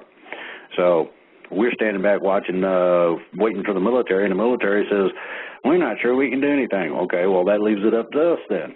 So each individual's idea of freedom needs to be exercised to the extent that you get people with you, and you end up going to the sheriff, getting an FBI agent or federal marshal with you, and going ahead and making an arrest or two. I guarantee you there'll be a lot of support for that when people find out what's really going on. Okay, and then one more quick ET question, and this is for Lady Dragon. Please ask Lady Dragon if the 20 million or so underground aliens are still there and planning to take action. Hello, Denise. Well, the 20 millions were actually said by Cobra. Cobra said they were 50 to 60 million before. And they just left 20 million because they're pretty sure that we can get the job done with 20 million aliens, and us, the citizens, and us, the military, take care of it. But they're here, and they're on standby, and exactly what Drake said, they're on standby. They're waiting for the citizen of the United States to remove them, you know. Okay, thank you very much, Lady Dragon. That answers that question. Okay, let's see. The good guys, are they going to take the radio and TV airwaves soon? And or will they be waiting for something to happen, such as, you know, I guess like the 27th? Do you think they're going to commandeer the airwaves, Drake? Or Minuteman? Okay, you can answer.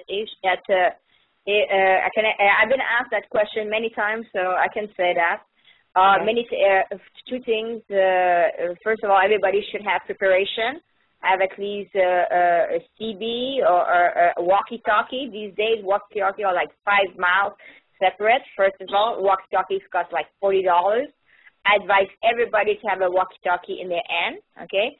A CB, AM radio, whatever you need. And second of all, even if they will shut down the Internet, we have heard all these stories about alien spaceship on top of the silos and Dakota and South Dakota that they stopped a missile to work. So believe you me, if they shut down the Internet, I strongly believe that it's going to be a matter of a short days, because I'm certain that the aliens will turn the Internet on. So that was not something I would worry about. But in the frame of it, I would advise everybody to have at least a walkie-talkie, a CB, or any type of device with them. We're up to 42 foreign countries. 42? Okay. Thank you very much, Lady Dragon, for that. That's a great answer. Okay. Let's see. This is just a comment for Drake. Please let Drake know that we really appreciate all the notification and keeping us up to date. We will pass it all along to liberty-loving people. So big kudos and thank yous to Drake. Drake, you say citizens should work with militias and law enforcement and start making the mass arrests. Shouldn't we organize and coordinate that, just like Neil Keenan is doing with his lawsuit, making sure that we have the jurisdiction and the right and the evidence collected? Absolutely. You got to have your ducks in a row in order for them to swim across the pond one behind the other. Rick stated this, so have I. The coordination between local law enforcement and the FBI and or federal marshal puts you in an interesting situation. Now, you can do recon. You can go look at somebody's house. You can watch what their habits are and whatnot.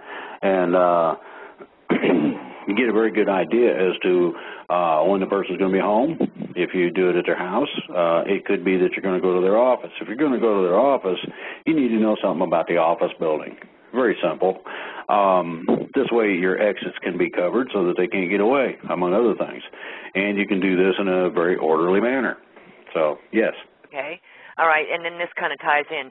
Rather than having various small groups improvising their own arrests and possibly making the situation worse, could we have a central point where the desired arrest might be coordinated, providing our arrest patrol with who is to be arrested and the paperwork and evidence are gathered needed to back it up? I would suggest that it be on more of an individual, small group basis for one reason. Evidence is known to disappear. They have fires. They have accidents. They have this or that, and the evidence goes poof. If you find evidence, and it's hard documented evidence, make more than one copy of it and make sure that those copies are distributed. Make sure that the original is in an extraordinarily safe place where nobody can find it, and offer the copy as your evidence. That the original document will be made available upon the incarceration of the individual. You do have the capability and right to do that way.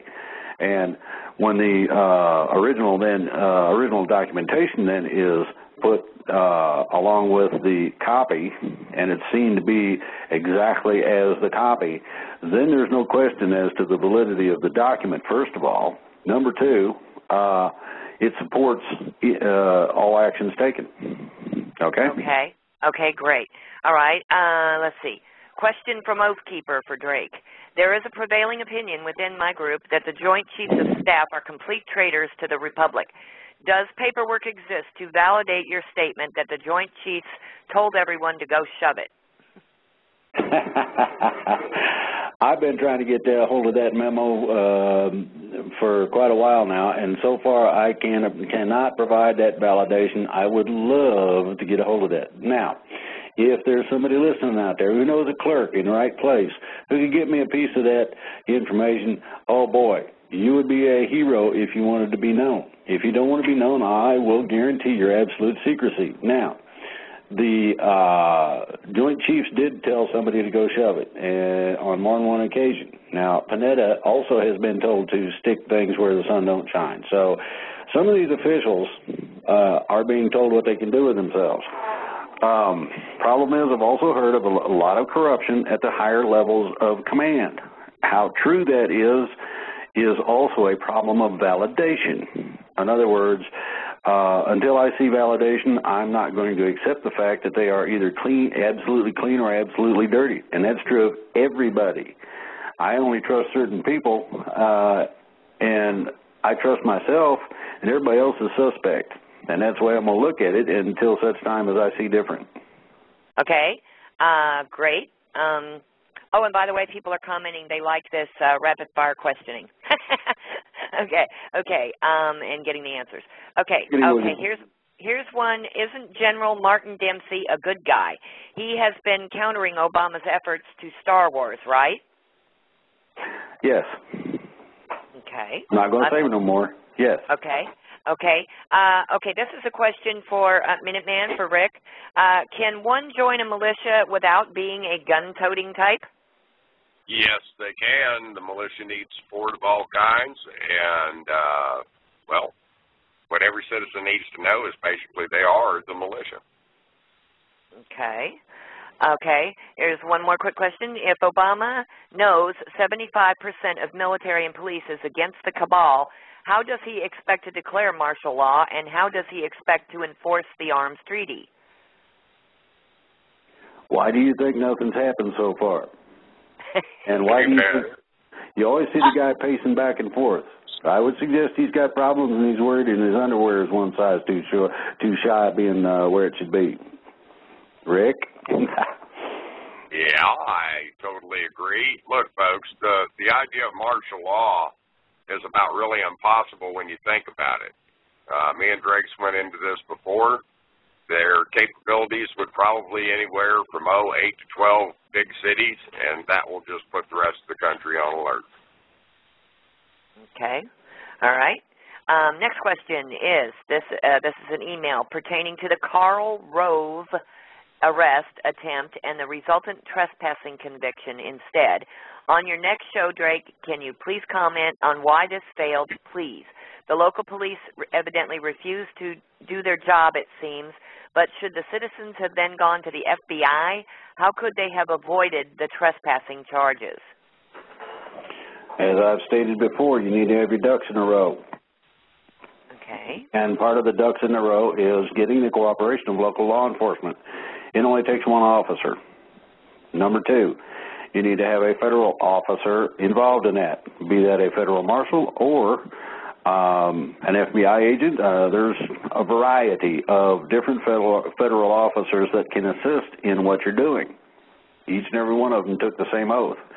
Consequently, when you have that in place, then you take your actions.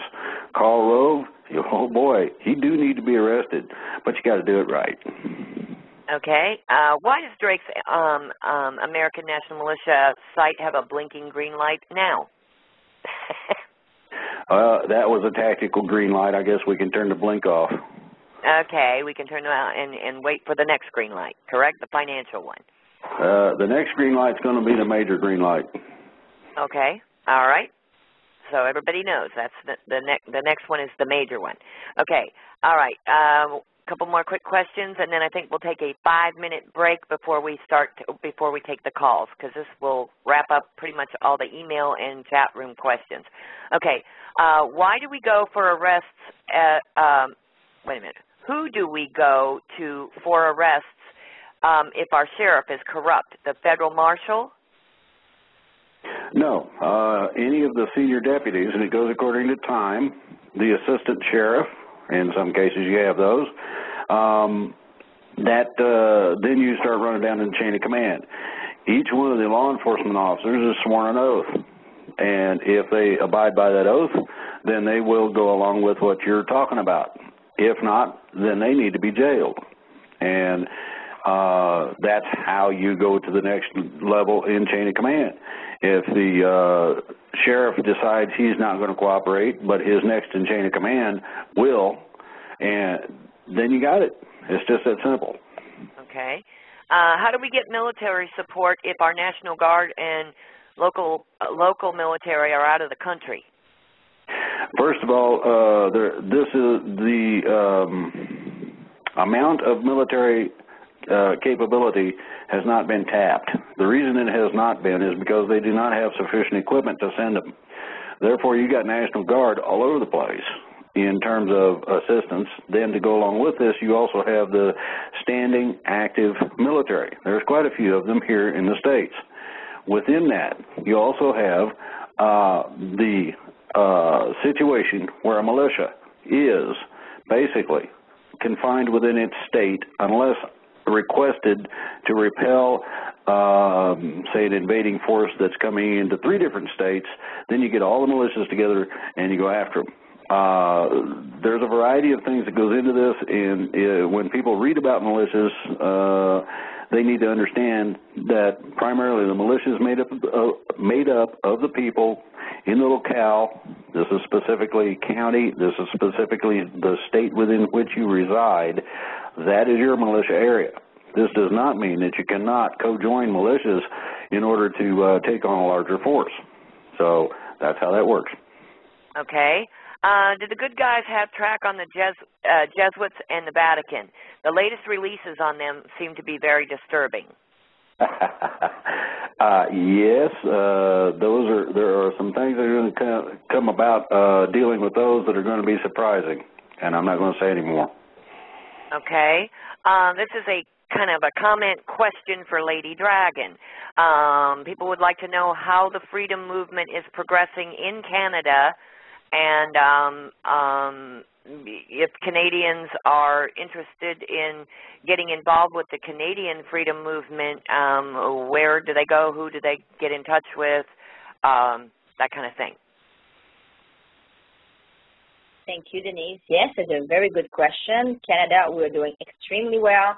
More and more people I'm talking to, more people are awake.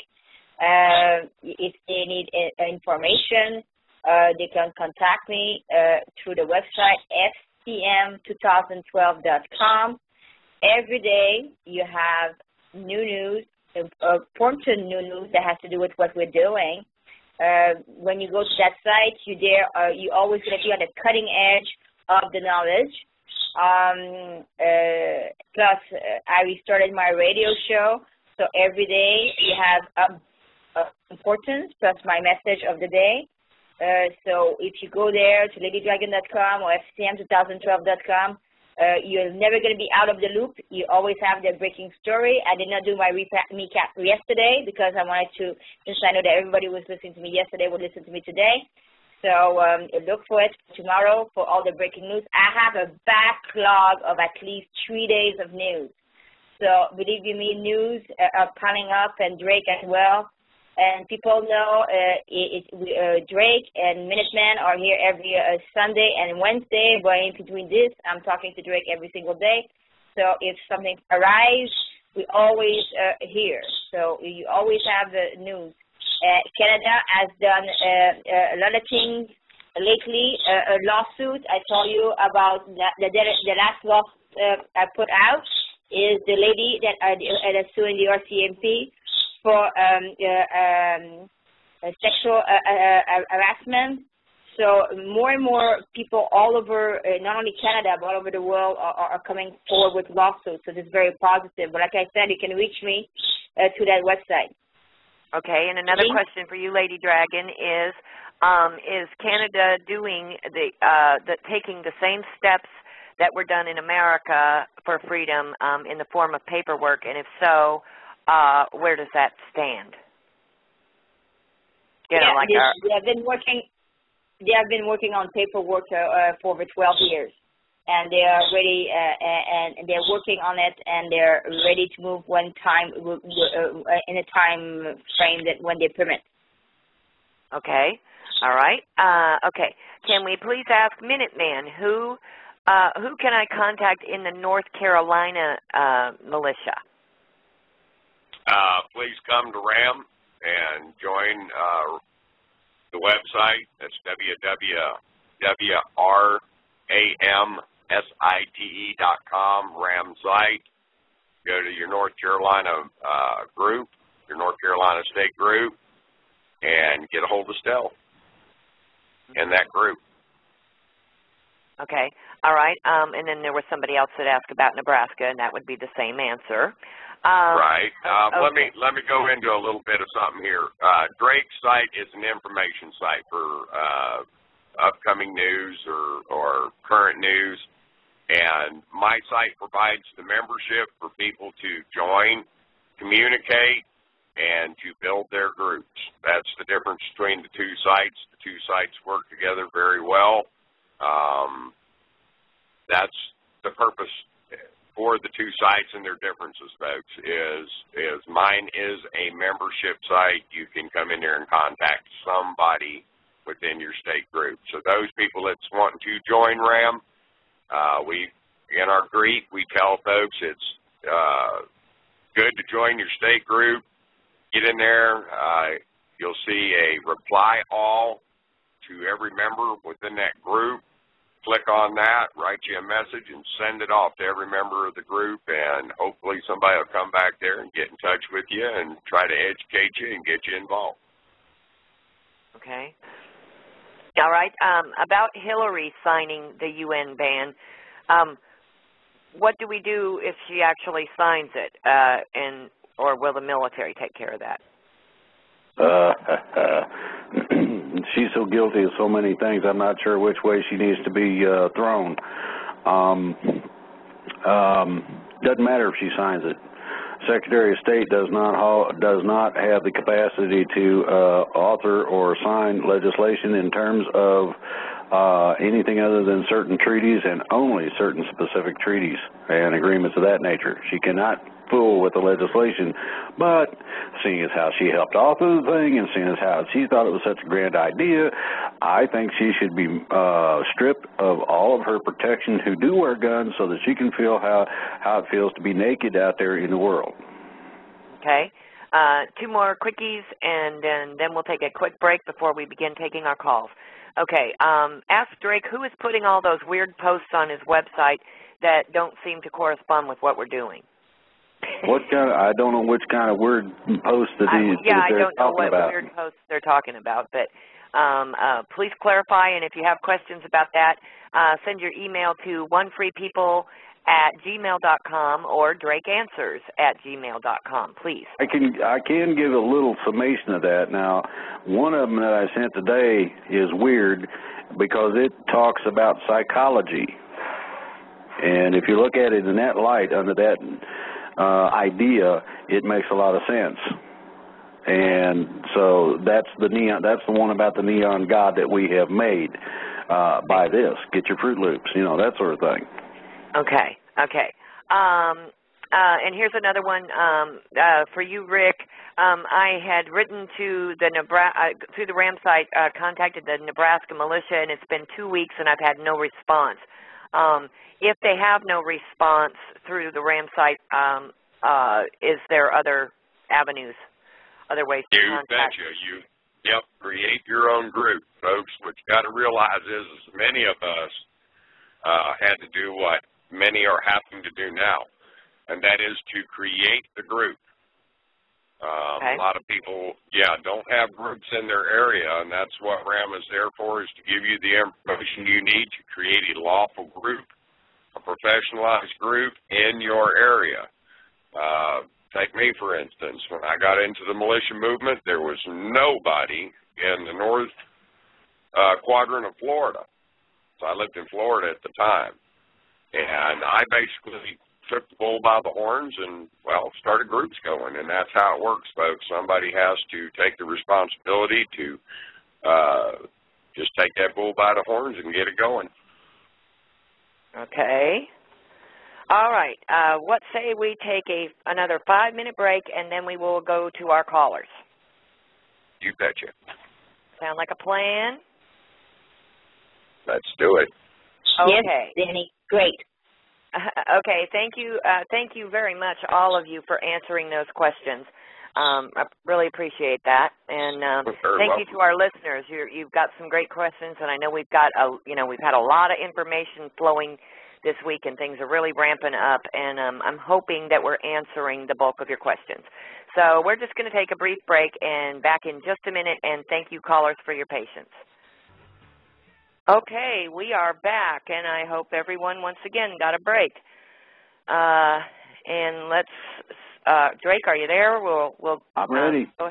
Okay, great. Our first caller is Mike from Seattle. Mike, you are live with Drake. Yes, hello. Can you all hear me? Yeah. Yes, sir. Okay. Thank you for the opportunity to ask me questions. Actually, I represent a group of great people that, for lack of a better word, I guess they have boarded the freedom train and the next destination of this train is nowhere else but Freedom Town. But rather than each one person tying up the phone lines and calling in, they've asked me to, they've given me some questions and asked me to ask them. So, Mike, I will have to have you, Mike, I'm sorry, but you'll have to limit it to one question in all fairness. If they have questions, please have them email. We're doing a real good job at responding to email questions. But okay, in that case, okay. Thank you, Mike. I'll respect that. So in that case, if I'm allowed, we have one comment for Lady Dragon, and then a two-part question for Drake. Is that okay? Okay, please proceed. Okay. First, for Lady Dragon, and Lady Dragon, I'm reading this from the list of stuff that was sent to me here by the group, and this group are people from both Canada, U.S., and other parts of the world, 200 or so. And I'm reading this to you with a smile on my face. Thank you, Rick Light. And basically the comment is, and many times you have stipulated that you are an internationally known journalist, yet none of us have found any credentials listed on your site to say that. But you report all the news and stuff that, you know, usually it has been out for a day or two on other sites. Regarding the action for Canada, I know that you mentioned that a few minutes ago about, you know, where is the actual filings of papers that you have done, which is the same what they've done in the States, the equivalent to what they have done in the U.S. Is there any link to a page that shows that you have done any filings? Because other than the case by Jason against the Vatican and royal family, there is nothing that we can find as a result of your effort in the Canada movement. So that's the comment. Now the question for Drake. Excuse me. Question for Drake. Drake, it's a two-part question. But first one is 2 weeks ago you had made a definite statement that there will be financial green light that will be given, and today is the expiration date. So what's going on with that? And the second part, they want to know why you didn't go to California and arrest those people. The ticket and expenses for you were completely paid. There we go. Hello? Yes. Question, Drake?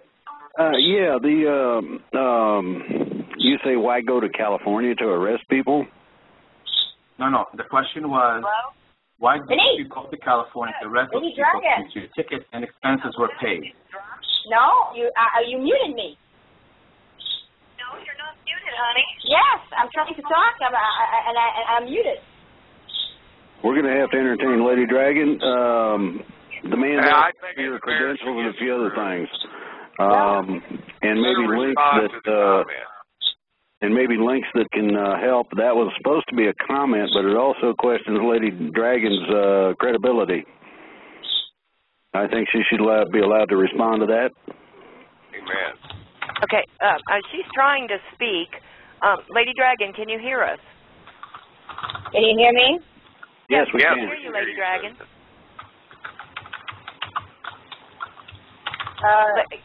Were you able to hear the question? Obviously, like just Drake said, you didn't call in to make a comment. You called in to stir trouble. Drake, how many country goes to your site, and ask me how many country goes to my site. And if you don't know who I am, this is not my problem. This is a place to help people. You're not helping. You're trying to say bad things about me. Make research. I've been around before Google, okay? Everybody that knows me, they know, okay? I don't appreciate that type of, instead of comment, is trying to slander my name. Be careful with that, because I can have litigation against you, but be careful. Second of all, the paperwork has been done between 12 years. Their secret paperwork will be out when it's due time. The same thing with Neil Keenan. Okay, good answer, Lady Dragon. And thank you, Mike. We will defer you again to our email, onefreepeople@gmail.com. It sounds like you have a multitude of questions. So with that, we'll go to our next caller, Gloria from Orlando. Thank you, Gloria. Hi, you are live. Thank you. Thank you. Hi, Drake. I just have, it's really not pertinent to what you're talking about today, but I wanted to ask you a question.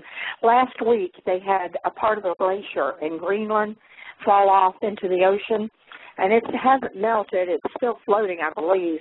But is that going to, are we going to have any problem with coastal flooding if this continues? You know, we're in Orlando, and we're only, I think, like 196 feet above sea level. So, you know, I was just wondering what your thoughts were on that. I would say don't go riding on the Titanic right now. You might have a problem. You go out there and look, and what you can do is take a couple of little stakes, and these stakes should be about 2 foot in length. You take them out to where the surf stops at high tide and pound one in. Then you back up about 10 feet and do another one. You continue until you run out of beach. This will give you an indicator as to whether or not you're going to have sea rise. My understanding is that this is going to be a gradual process, and it goes to what is called the planetary alignment. Doesn't have anything to do with the ring around the rosy called global warming. Yes, it's getting warmer, but in only certain cases, it's actually, if you want the truth, getting colder. So you got to understand that there is going to be some global ice melting. But not necessarily all of it, and you're not going to have extreme, you know, similar to the tsunami that comes in and keeps coming. You're not going to have that situation, and it's not going to be near that quick. It's going to be over several years. So I got you. It's no problem. Okay, because I'm working on moving to the mountains in North Carolina, so I'm hoping I can get up there soon. Okay, well, thank you so much. I'm sorry? Come on down. I'm ready. I'm over Florida. I really am. Thank you so much. I appreciate everything, and y'all take care, and God bless. You're welcome. Bye-bye. And Denise is lost in the mute button and a caller, I'll bet.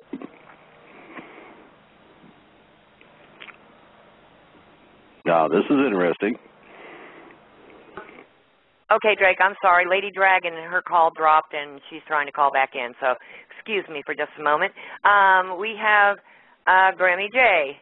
Grammy J, welcome to the call.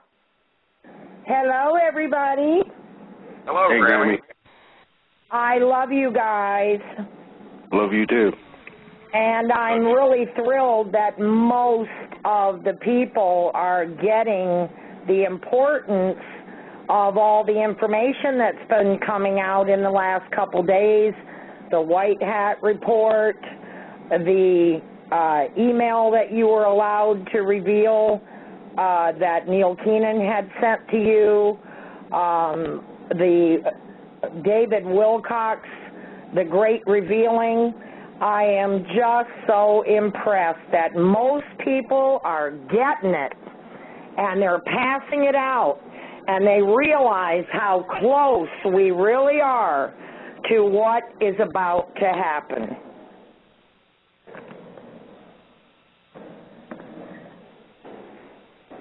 Did I lose you? No, you're still here. You're still with us, Grammy. Okay. No, I had my mute button on. I'll stand on the plug. Well, shame on you, brother. That happens sometimes to everybody. But I really want to interject that the majority of the people that are contacting me are making it very clear that they get it. They see the enormity of what you have revealed in the last 2 or 3 days with the help of the White Hats, Bill Wilcock, et cetera, et cetera, et cetera. Well, I'm glad they are. I'm glad to know that this is working. Well, I'm glad to see they're actually getting it, because a lot of times it gets confusing, and in between the lines, people do not understand what is being said. And most of the people that I'm speaking to are getting it, and I am super impressed that they are. And I want to thank all of you again for all of your hard work. I know we've all been working hard, but you work harder than any of us besides Denise that's chasing her tail 20 hours a day. That'd be about my average day. Yeah, well, I know this, brother. I know this.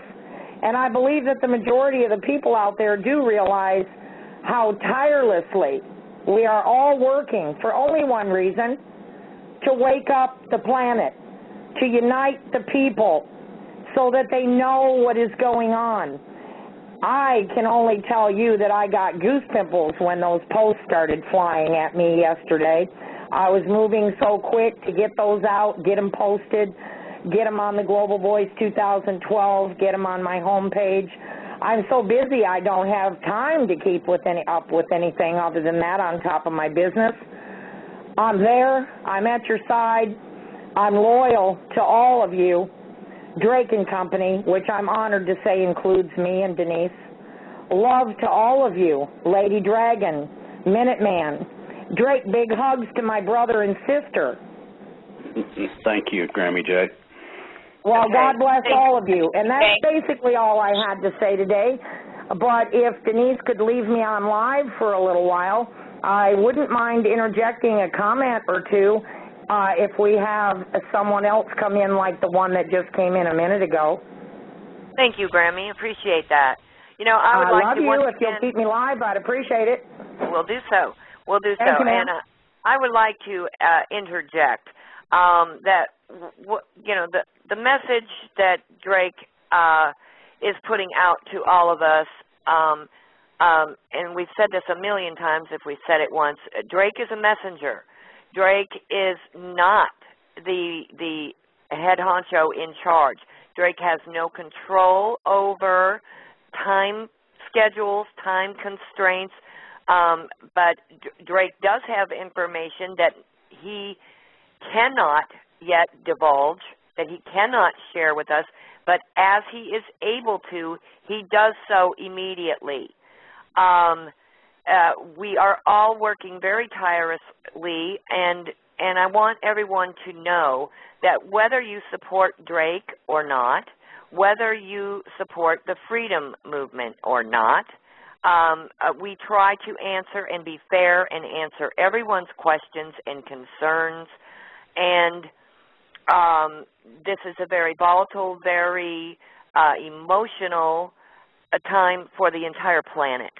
And I would just ask that everyone be considerate of one another and understand that we are all human beings.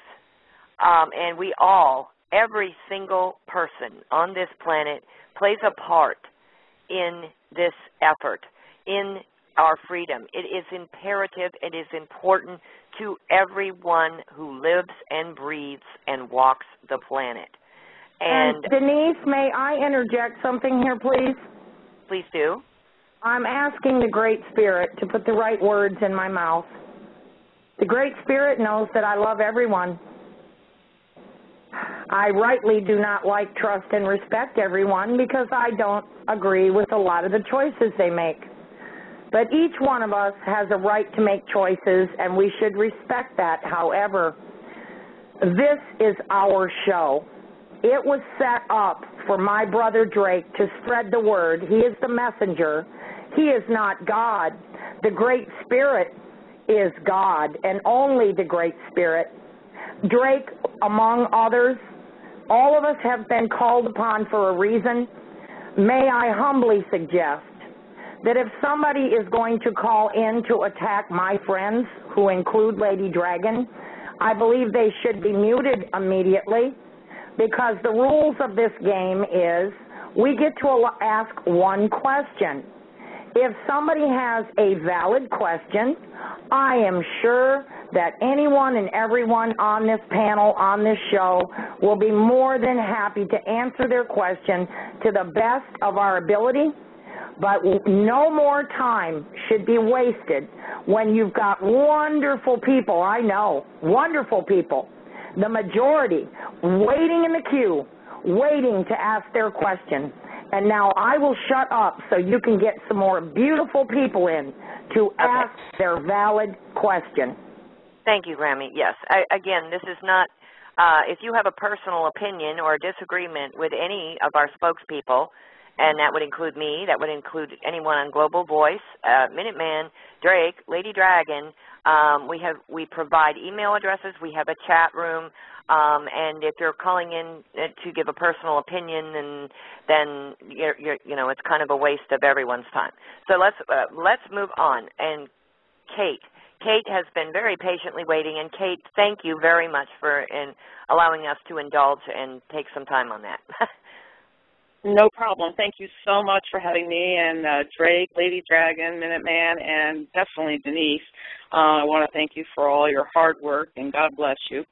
Thank you. Drake, I want to mostly make a comment. Google is blocking your emails. I wanted you and the audience to be aware of that. I have signed up for AN Militia, and I'm a diligent observer of it. And today I was able to get on, and when I went to the site that had the Hillary End Run segment, got on that site, and as I'm viewing the video stops. Then when I went to get back on the site again, I can't even get on it through my email. I can't get on any of yours. So I got out, completely rebooted, and the same thing is happening. So apparently Google is not happy with your site, sad to say. But I'm a Vietnam-era veteran myself, Air Force intelligence. So I'm pretty aware of these things.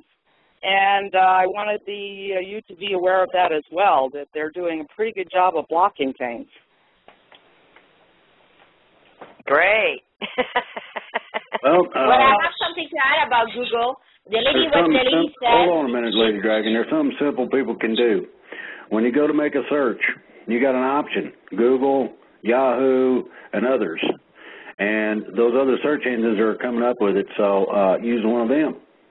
Well, exactly. That's what I did. In order to double-check it, I got out of Google, and now I went to Yahoo. Have no problem getting in on Yahoo. But Google is, you have your Gmail there.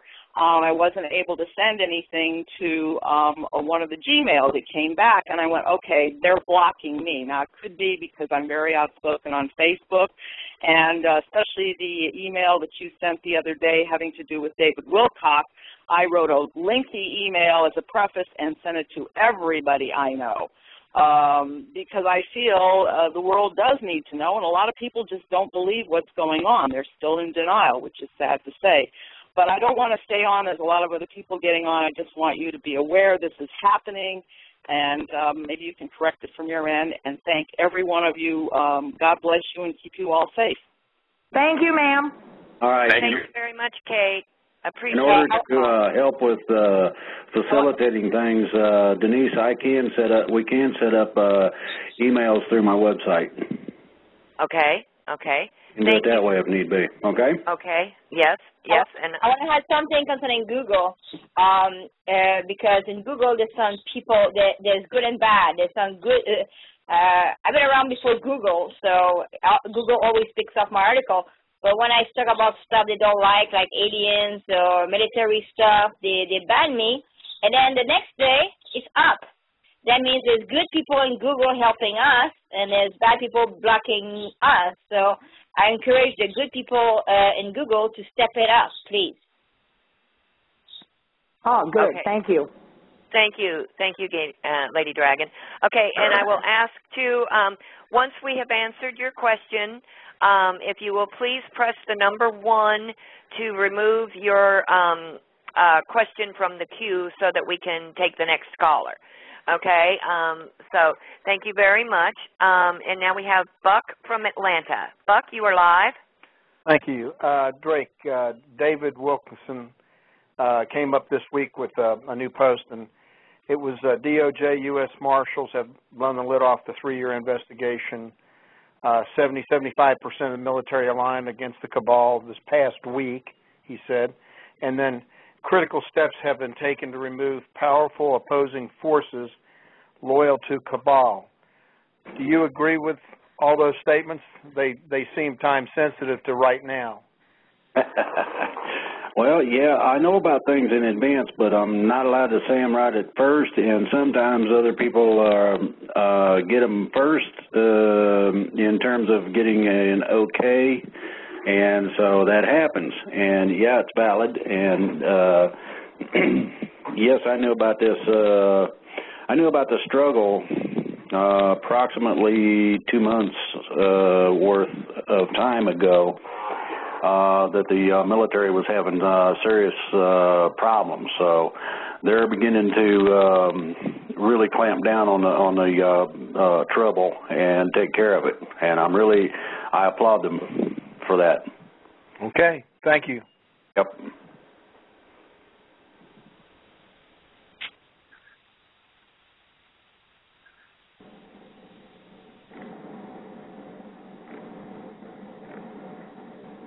Interesting.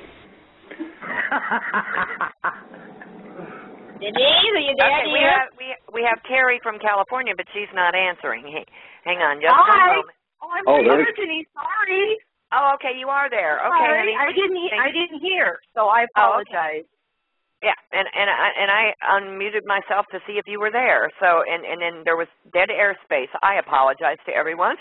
Me too. I didn't hear the beep, and I apologize. I'm in a very urban area, and we have a lot of traffic that goes by. So okay, my well apologies this is to everybody. Carrie, everyone from California, and Carrie is the one who bakes the infamous chocolate chip cookies that we've heard about before. So Carrie, welcome back.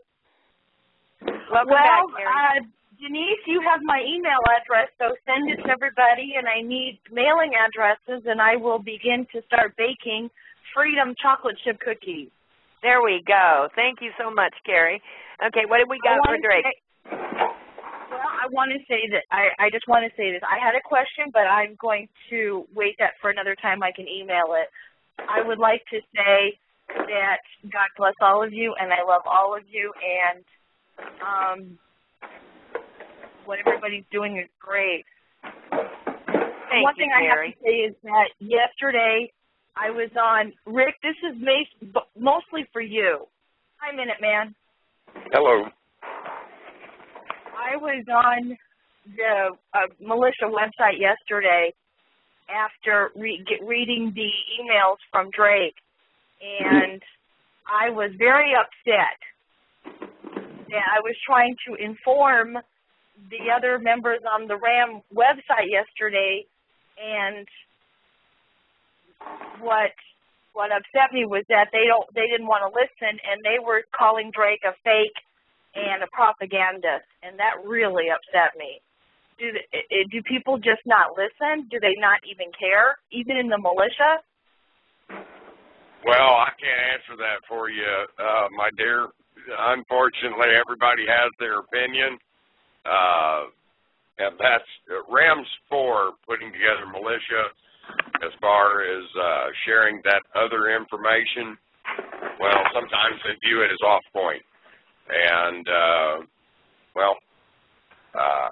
that's about all I can say about that is, everybody's entitled to their opinion, whether they believe in Drake or not.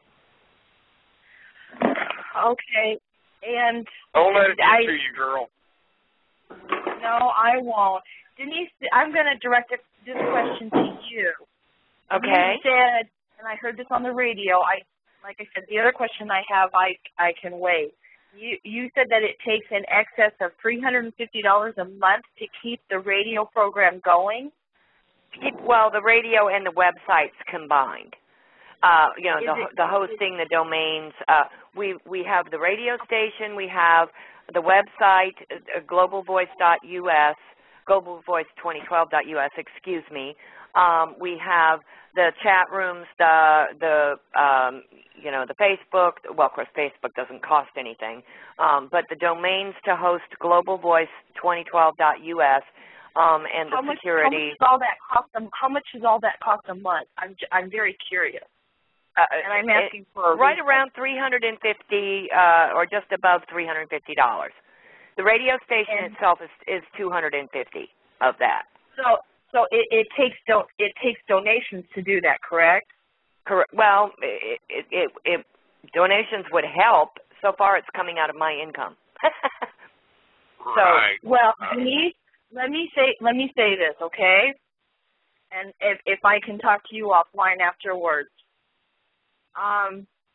And we have gotten some donations. I shouldn't say, I shouldn't say that we haven't received anything. We have received about $250 in donations to this point. So. Mm-hmm. Well, let me add another $350 to that.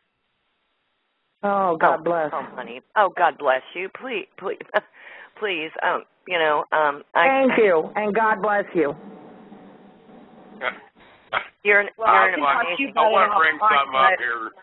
I want to bring something up here real quick. Look, folks, these efforts do cost. I mean, they're not all for free.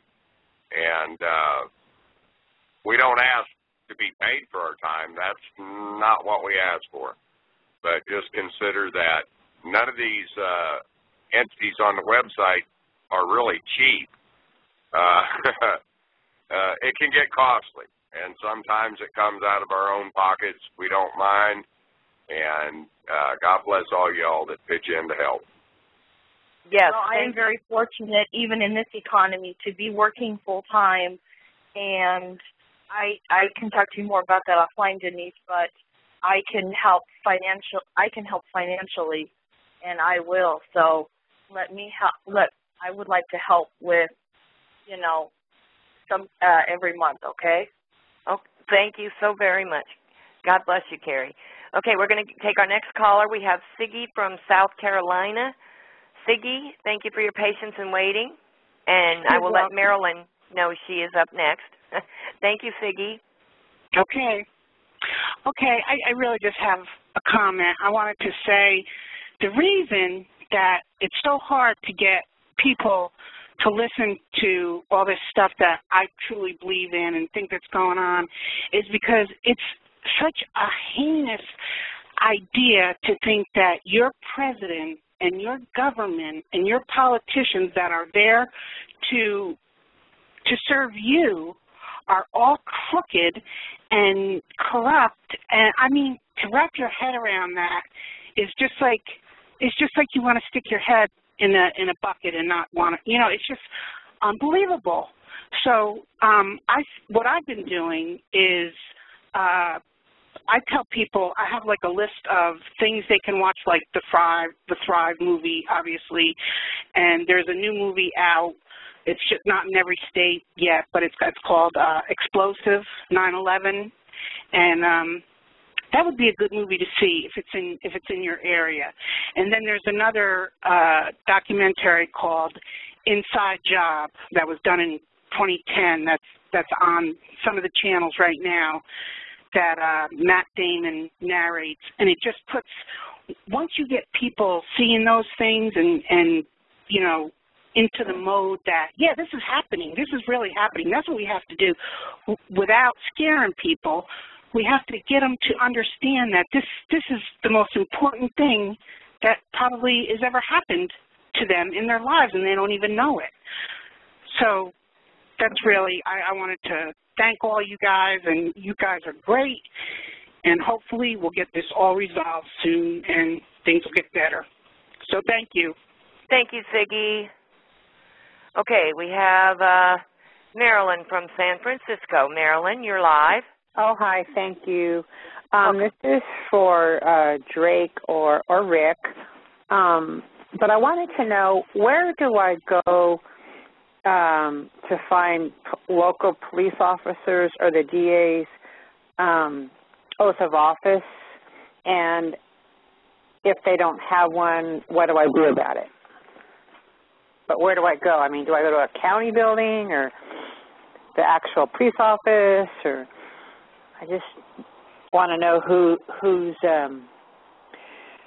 has you want proof of that. a document of their oath of office? It's supposed to be public record. Okay.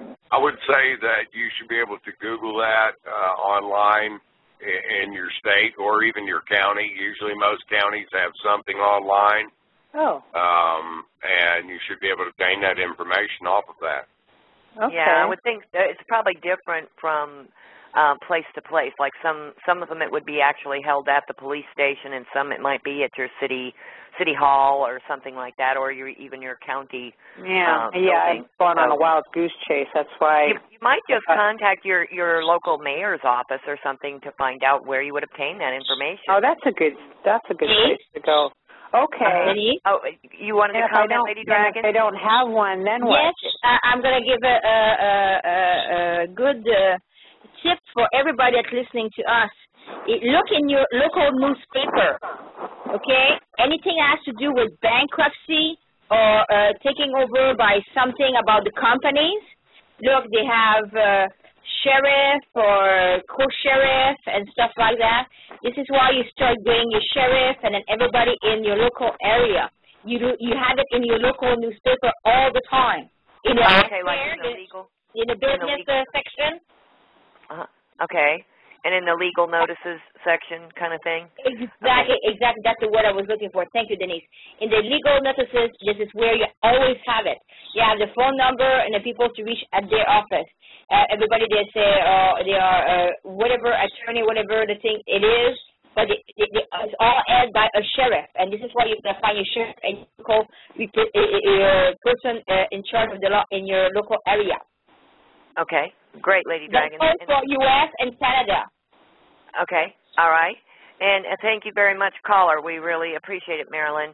Okay. I'm sorry. We're getting short on time again. Boy, the time just flies. We have a little less than 16 minutes left. Okay. We have Rob from Melbourne, Florida. Rob, you're live. Hi. How you doing?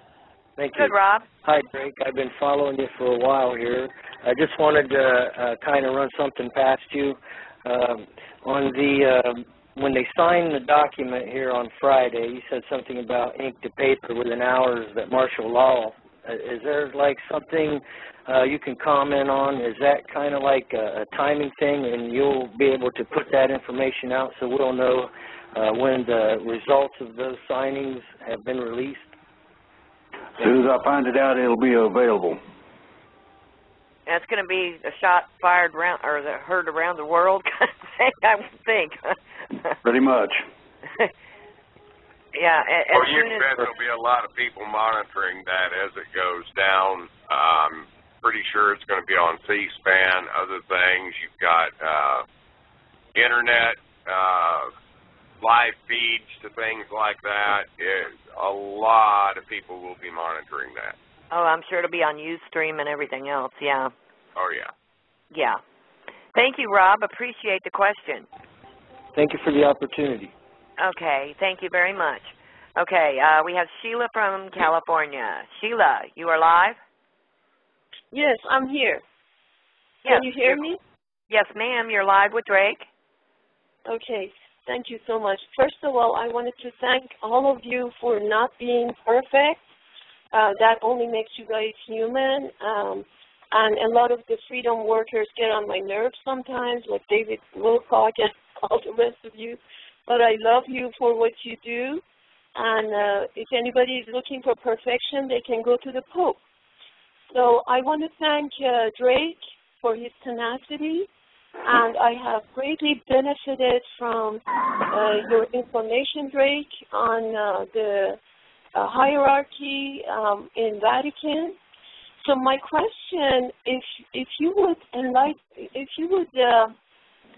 educate me a little bit and expand on the Incas of South America and their relationship with Zoroastrians, and kind of relate all of that to who Jehovah is and the Elohim. And if you could just kind of, talk about these things just for my benefit, if you would, because I know you have a wealth of information about those things. And thank you all again for not being perfect. And Sheila, thank you, ma'am. Let me make a request. Would you put that in an email and send it to us? Because I got a guy that can answer that better than I can. Of course, I will do that. Now this is all interrelated. You're correct in some of what you're talking about. Now, one of the things about the ancient sciences and technologies and things of that nature was that they did move from the northern hemisphere to the southern hemisphere and back again a couple of different times. So there have been upheavals of different sorts for various reasons before. Okay? Okay. Thank you again. Thank you, Sheila. Appreciate your call. Okay. We have Eagle. Eagle, you are live with Drake. Yes, thank you for taking the call. The question is to Rick. Okay. Rick's with us? Yeah, Rick's with us. Rick, I have a problem here. I don't want to be left out in the cold. I don't have the internet, so I can't www and get the information I want and need. Okay, now I'm one of those people who I don't carry firearms, and half of my question was answered earlier. I heard you say I don't need to carry firearms, but I don't have no means to get a hold of you other than telephone. So Denise said that she would give you my telephone number, and I want you to call me and tell me how I can, get in to help the militia. Participate. Sir, I'll be glad to do that. Okay, and that actually goes a double whammy here. I want to talk to Drake offline, and Denise, could you please give Drake my phone number also? Okay, sure, Eagle. Yeah, I took it down, and I've got it to send. I'll send it to both Drake and to Minuteman. Okay, thank you very much, and I love what you guys and Lady Dragon is doing, and Denise and everybody else, and more power to you. Thank you very much. God bless you, and thank you, Eagle. Have a wonderful weekend. God bless you, sir. Okay, we have Ed from California. Ed, welcome to the call. You are live. Hey, this is Ed Longy. Shout out to everybody on the show that's doing a good job today. Thank you, Ed. Thank you, quite welcome. Thank you, You're Ed. quite welcome. Everybody, you're quite welcome. Now, I got a couple of quick points about the guy in the White House. There's still people think this guy's a light worker, and he's all that. He's a great guy, and he's on our side. Well, I want to make a couple of points about that to kind of throw the monkey wrench into the gears right here. Number one, back in July 8th, I had talked to Drake about what was going on with the federal marshals. Well, funny part about it is I didn't bring up the other 2 points that this guy in the White House, we know who we're talking about. I don't want to mention any names. He's running the whole show right now. He had the federal marshals in Washington, D.C., he told them to stand down, not to arrest the bankers and whoever else, that they're supposed to arrest. Well, they backed down on that. That was probably the 50%ers that didn't want to, do the arrest. The other 50%ers want to do it. Then the second point is this guy in the White House allowed George Soros and one of his henchmen to leave Washington, D.C. on his Learjet. By the way, on the Learjet, he had an extra gas tank built on that thing. I used to build airplanes for McDonnell Douglas and Boeing. I had other people that used to work for Lear themselves, too. But anyway, what happened was George Soros and his henchmen were allowed to leave Washington, D.C. area. He was supposed to be going to, according to what they were saying, he was supposed to be going to Chicago for some kind of business deal. Well, guess what? He didn't make it to Chicago, Illinois. What he did was, like we say in the military, an about-face or in civilian life, we call it a 180-degree turn. He turned around and he went back to Europe, which was in France. Now, if people still think this guy in the White House is on our side, well, there's one word that sums up the whole thing. Not. That's on that part. Now, I got a quick shout-out to the military. Guys like Drake and me and the rest of us that are veterans, we were in your spot at one time, too. But you got to remember one thing. This thing doesn't only affect guys like Drake and me, probably Rick and everybody else, and the rest of the veterans, and we the people. they have to remember that this thing also affects you guys and your family members also, too. Because if the federal marshals and the ETs are not going to do anything about it until somebody moves on this, this means this is in your courtyard. Somebody's got to move on it or nothing's going to happen. I mean, hello, what are we missing here? So that's basically all I got to say about that. But, hey, Drake, keep the faith, dude. This is what it's all about, man. As long as we keep the faith and pray, things are going to sooner or later it's going to happen. But I hope the military's listening to this because I feel the same way you do, like 200%. So everybody have a nice day, and we'll see you around like a donut. Thank you, Ed. Okay, we've got about 6.5 minutes left, guys, and I've got about 8 calls, so let's see what we can do here. All right, and Ed, if you would please press 1 to unraise your hand. Okay, we have Bob. Bob from South Dakota. Bob, you are live. Yeah, Denise, thank you very much. Just a couple of quick comments. One, I want to thank Drake for his PTSD article. I was a combat corpsman with the 1st Marines in Vietnam, 66, 67, and I have dealt with that problem for well over 40 years, but we've got it under control. Secondly, I contacted both of my state senators, Tim Johnson, who is in the Democratic Party, through his mouthpiece here locally in Rapid City, South Dakota. The comment was that in regards to the Global Arms Treaty, that, well, the Second Amendment would stay in place, but then I got a long pause, and, well, he would not support it, which made me think that he is probably going to vote along party lines, and that troubles me considerably. Secondly, I contacted Senator John Thune's office, and they came very straightforward and said that he would not support nor sign on to the Small Arms Treaty, which made me feel a little better. But I do have some questions about Senator Johnson. Thank you, and I'll get off of here now. Thank you, Bob. We appreciate your call, sir.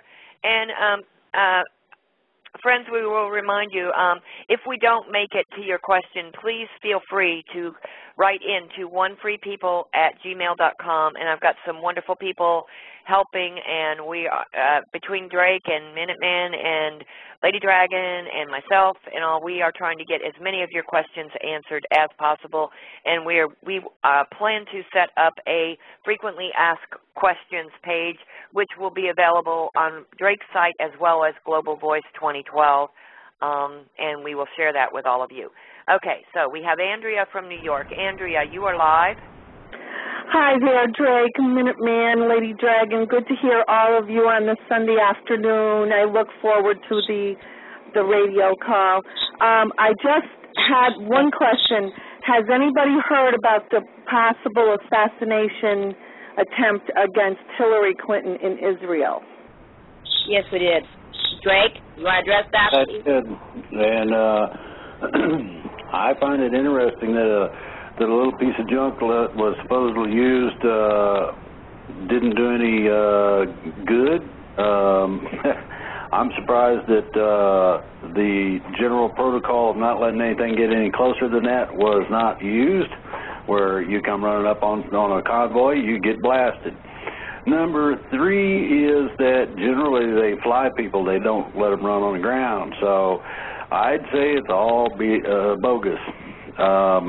They're going to try to stage stuff like that, working their way up, getting to a point where, ooh, they're going to assassinate Obama, and it was the freedom movement that did it, and so they're all bad guys and stuff like that. And this is what you're dealing with is hocus pocus from the spin artists and propaganda proliferators.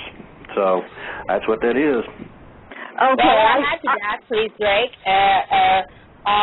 Before she was in Israel, she was in Egypt and CNN put up a video where she was attacked with the tomatoes and shoes and stuff, which you mentioned in our last broadcast. So it's like they were working towards it. They were shooting shoes and tomato. Now they're shooting bullets. You see why I'm doing that? Yeah. Right? Yeah. Well, I read it several places, like 4 different places, so I thought it might be true, but it sounded a little far off to me also. Well, I remember all of this happening. That Drake said, you know, they were working towards it, you know. Right. Okay, there was another instance in Bosnia a few years back. Well, Hillary misspoke, if we all remember. Well, thank you all very much. Now I'll get off so someone else can have a chance. Okay, honey, we have one more. I think we can take one more question. Thank you again, Andrea. We have Phil from Mexico. Phil, you are live. Hello, Drake. How are you? I'm good. Oh, great. Do you know whether the people who authored the project for a New American Century have been taken into custody or not? No, I haven't heard anything that they were. Well, they're the ones who authored the idea of a new Pearl Harbor, and pretty clear that they're the ones who were behind the 9/11. I saw the video of the cruise missile strike on the Pentagon. It's pretty clear that they're not our friends, you know what I mean? That becomes obvious. Yeah. Thank you, Phil, and I'm sorry, but we're out of time. I will ask my spokespeople if you want to go over just a few minutes. We have about 5 callers in the queue. I will play an outgoing song, and the people listening live won't hear it, but it will be playable back in the archives. Do y'all have a few extra minutes to give to these last few questions? Yes, I do, and we need to get her done. Okay. All right. Thank you, everyone, for listening live. And the following questions will be playable back in the archives. Thank you, and we'll be back after this song.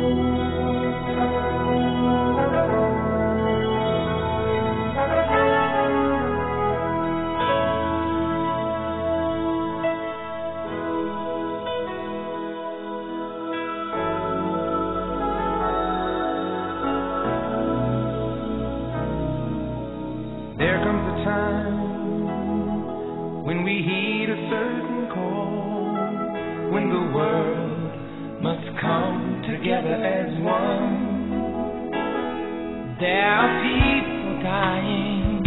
Oh, when it's time to lend a hand to life, the greatest gift of all. We can't go on pretending day by day that someone somewhere will soon make a change.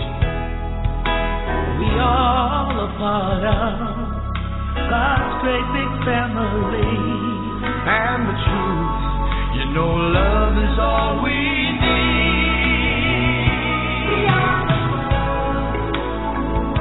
We are the children. We are the world. We are the children. We are the ones who make America great. So let's not give it. Let's not give it. Let's not give it.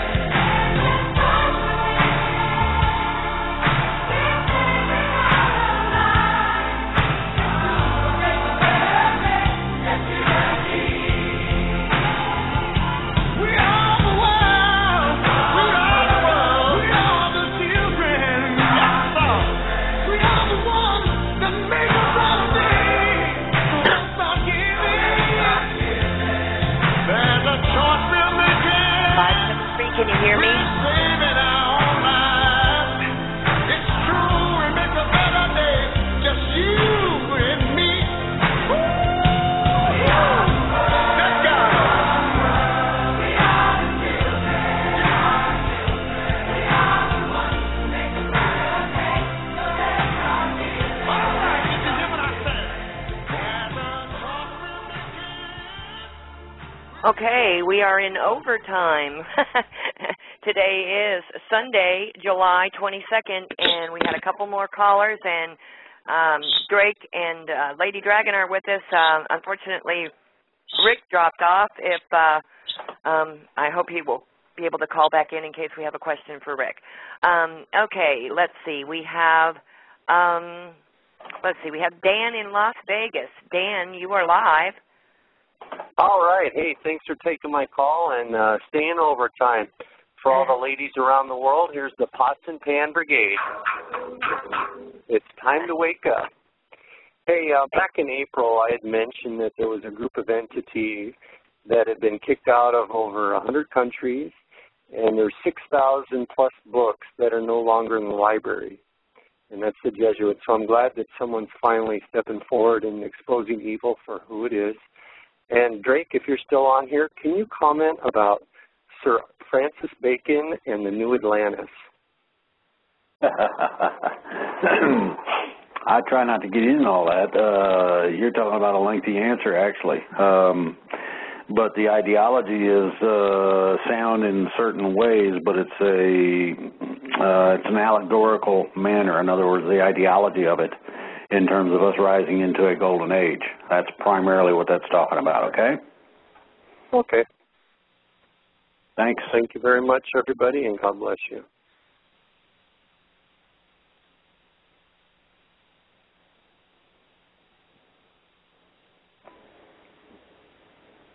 Oh, boy, am I here again by myself?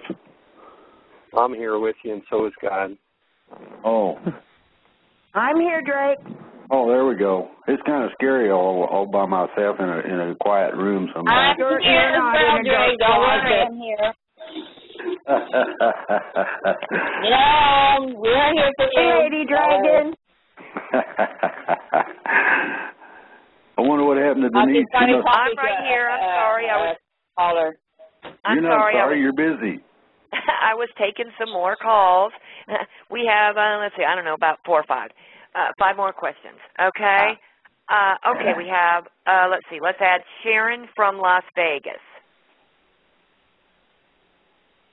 Sharon, you're live. You mean Oregon? Sorry, Sharon from Oregon. I'm sorry. Okay. I thought maybe Dan was you, from Sharon. Las Vegas. So, yeah, Dan was from Las Vegas that we just spoke with. Sorry. Yeah, that's okay. I want to say hi and thanks to everybody, and I've been listening to all your shows. But I'm one of the people who worked on our paperwork for Oregon for our Declaration of Sovereignty. Thank you. And I've had this question ever since I've been listening to you. Why can they do anything to us now that we're sovereign? And why would we be a part of any of their treaties when we have divorced them? Oh, good question. Good question. It's easy. They just think we are. They just don't know the facts, and they're not willing to accept the truth, and they want to keep their skinners all over their power as long as they can, and so they try to make it look like they are still in charge when they have already lost. Okay, so can we just say, forget it, we're not even part of you anymore? We already did that officially through the notification process. The next step is to actually complete the process, which means removing them from office. So that's why we're working at combining both citizenry, militia, and law enforcement in order to do exactly that. Okay, great. Well, thank you so much. Thank you for calling, Sharon. Your call is I love you all. It's appreciated, and that was an excellent question. Thank you. Oh, that was an excellent question, and that was a perfect answer, Drake. Yes. Thank you, Sharon. Thank you. You're welcome. Okay, and we have Melanie, please. Melanie, you're live. Hi, Drake. Can you hear me? Oh, yeah. Yes, I have if the United States is a corporation and Obama's the CEO of the corporation, why should it matter where he is born? Because he's recognized as holding a public office, and in that particular public office, you do not want to give validity to the fact that he does not hold that office. So therefore, you take another tack other than what would be impeachment. goodness, we have feedback. Somebody's buzzer just went off. Yeah, somebody's got feedback here. I'm trying to find out who it is. That sounds like the dinner bell to me. Well, it's not me. I'm muted, so. It may be Melanie. Hang on. Hello? It's Melanie herself. What? Yeah, can you hear us, Melanie? I can hear you. Okay, it was your phone we were getting some feedback from. But go ahead with your sorry. I'm sorry. Go ahead with your question, honey. You didn't hear my question? I thought you answered it. Okay, well, I mean, did that answer it? I just didn't want to cut you off if you had Okay, yeah. Just one other quick thing. So you said they staged the event in Colorado. When you say staged, does that mean that actors came in and it actually happened, but there were actors making it happen, or that it was staged, obviously to bring in to try and prevent or to try and get the guns to be taken away from us? Could you just please elaborate on what staged means? Yeah, it's real simple. You take over somebody's mind, tell them to do something, and they do it, like pull the trigger. And that's basically the idea of staging that was used there. The people that got in harm's way were not actors. These are regular old people going to the movie, hoping for a good time. The staged portion of it is that at a period of time, not too long ago, you did not. Okay, I'm muting Melanie so she can listen to your answer. Okay. In a period of time, not too long ago, you did not hear of mass shootings of this nature. These mass shootings have come up from two portions. One is that certain individuals are mentally unstable to the point where they will go and just shoot everybody for no really good reason, other than that they are crazy. The other type is the type that you witnessed in Colorado, where a person is programmed to do so. That is the difference. And only if you're programmed do you not know the answers to situations that arise during such an incident. This person did not have answers, therefore his programming was simply such to actually take the act rather than continue the act. That's the difference between a person thinking for themselves and someone who can't. And that's basically the answer to that.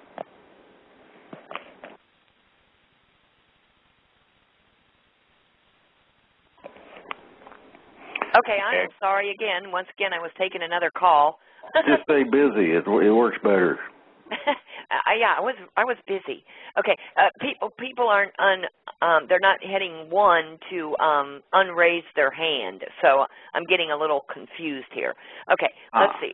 We need let's see. Tom from the Show Me State. Yeah, hi, Drake. Thanks for taking my call. You're welcome. Drake, you'd sent a recent email here. It had a link in it titled "The Truth is Sometimes Hidden Right Before Your Eyes." Yep. And I've started looking into that, probably watched about an hour of it, but it's like Ed Sheeran, or also known as Dallas Goldbug. Yep. I was just wondering, Drake, how much you personally have looked into his work, maybe how valid you consider his work to be. I just noticed there's a rebuttal down here that I hadn't had a chance to look at yet. So, well, did you look at what I wrote as the title of that? Yeah, Drake had a preface. Okay, well that explains that there is no validity in what you see anymore either. It used to be believe nothing you hear and only half of what you see. And if you take the right kind of plastic makeup and apply it to a person, you can make them look any way you want just about. So and that's you can part of the manipulate idea. their voice. Then you have the secondary question of the validity of anything stated by anybody on that post. Right. And that's basically the two things I wanted to draw people's attention to. A lot of people have said, what do you mean? You validate that guy? I said, no. Read the title. Oh, okay. And that, explains it if you think about it. That's why I put that thing up called Think and Relate. That gives you the idea of being able to take a combination of a thought, which is a little statement above each one of the videos, and applying it to the video. This gives you the insight to be able to look at what that post talks about and understand it. And a lot of people haven't caught that, so I'm going to do another one. Okay. So thank you, Tom. Let me get this right. What you're saying is that you don't put a lot of validity into what he's saying here, the comparisons that he's making. Exactly. Okay. It should be more than obvious. It's obvious the guy is trickery and tomfoolery. Yeah. Okay. Okay. Right. Thank you, Tom. Right. Thank you for your call. Okay, thank you. All right, we have Nima. Nima, you are live. Hi, I just want to say thank you for being so transparent and taking these extra calls in. This is to Drake. When the show got cut down about a week and a half ago, I kept on calling in, and actually a show interrupted it, and it sounded like it was an Israeli show or a Middle Eastern. It was Middle Eastern / Israeli. And they had their own show over on top of your show. So I don't know if these were the people that were got everyone problems with the phones and everything. I don't know. The other caller, he said his name was Tony, John. Then he said today his name was Mike, I believe. This guy keeps calling in saying, AKA former White Hat. I don't know, but also.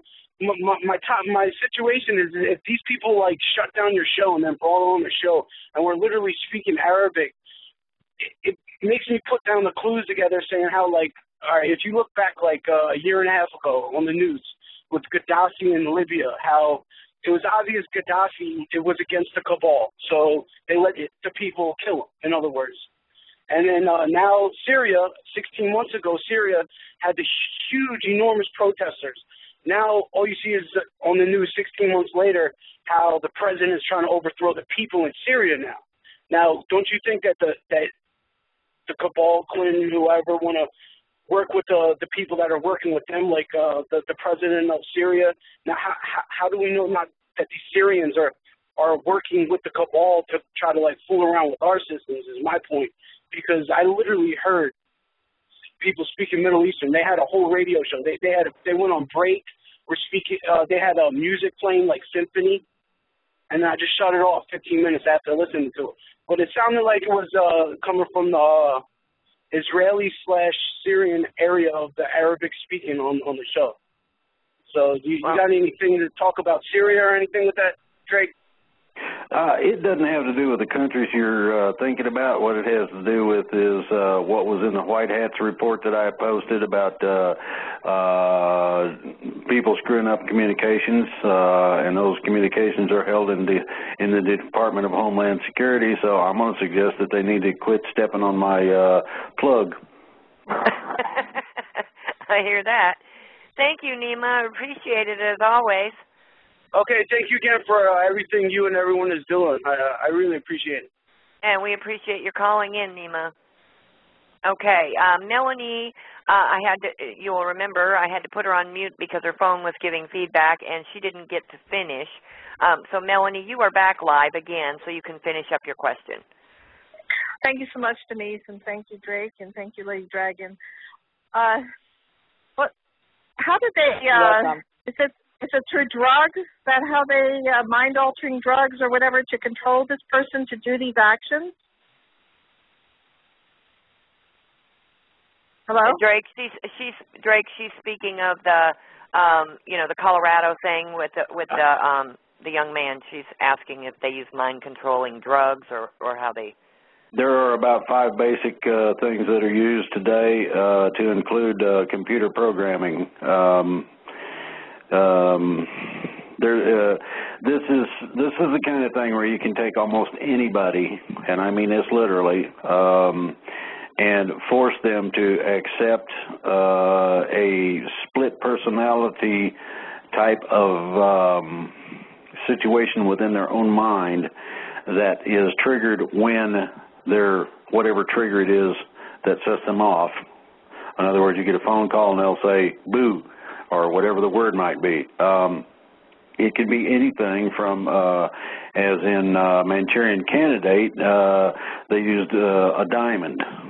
That was the basic shape and basic, it was a color in combination, and at the time that person saw that, then they were fully suggestible. So you can open pathways to the subconscious mind, tell somebody they're going to do something, just like hypnosis, only more extraordinary in that hypnosis being a natural state, a part of the dream state. A person, when they're not supposed to do something or that they normally would not do, that they're not supposed to do something, then they will come out of that. Whereas this actually tells their mind that the program is in charge until they complete that mission, whatever they are told to do, then they are not themselves at all. And I'm going to tell you that these people, that is the actor part of this. And there have been several incidents similar to this in varying different shootings and situations. And in a couple of cases, these people went nuts, which is normal because all of the information is released. And when you start getting all those memories coming back that you really were supposed to do it, and you did it, and you normally wouldn't do that, but you did it anyway, and that creates psychological problems, among other things. So some of them go insane. Some of them don't remember anything. And they have taken lie detector tests. They have taken what's called truth grams, which is where they read the brain in terms of the heat generated by the brain as to whether you're telling the truth. And you think you're telling the truth. It comes through as truthful. Whereas, yet, with the trigger, once they figure that out, they can put you back in that same state. And if they tell you to do something, it's fully truthful as well. So we've gotten to the point where we have become puppets, and these puppet masters are the ones that say, okay, go take an AK-47 and shoot up a whole load of people in the theater, or whatever it might be. And it's done because of the advancement in the technologies of being able to do this. Okay? Well, I think as I see how deep the fraud is lately, more and more, I mean, I think I've physically become sick over how sick and ill these people are. So, anyways, holy shit is all I can say, and thank you very much for your answer. Thank you, Melanie. Thank you. Yes, I just want to comment on that, too. There were so many things when that news report came out that just threw red flags all over the place for me. Number one, have you ever known for anything like that to go down, that there was not another single human being in that packed theater that was armed, and that the perpetrator was arrested without incident in the parking lot, minutes after the fact, and that his car was full of additional arms. He wouldn't go into the theater with one weapon and leave all the other guns or whatever, the ammunition and everything in the car. There are so many things about it that it made absolutely no sense. Yep. And you and I discussed that, Drake. So you got to look at things at face value. So again, thank you for your question, Melanie. That was very interesting for all of us.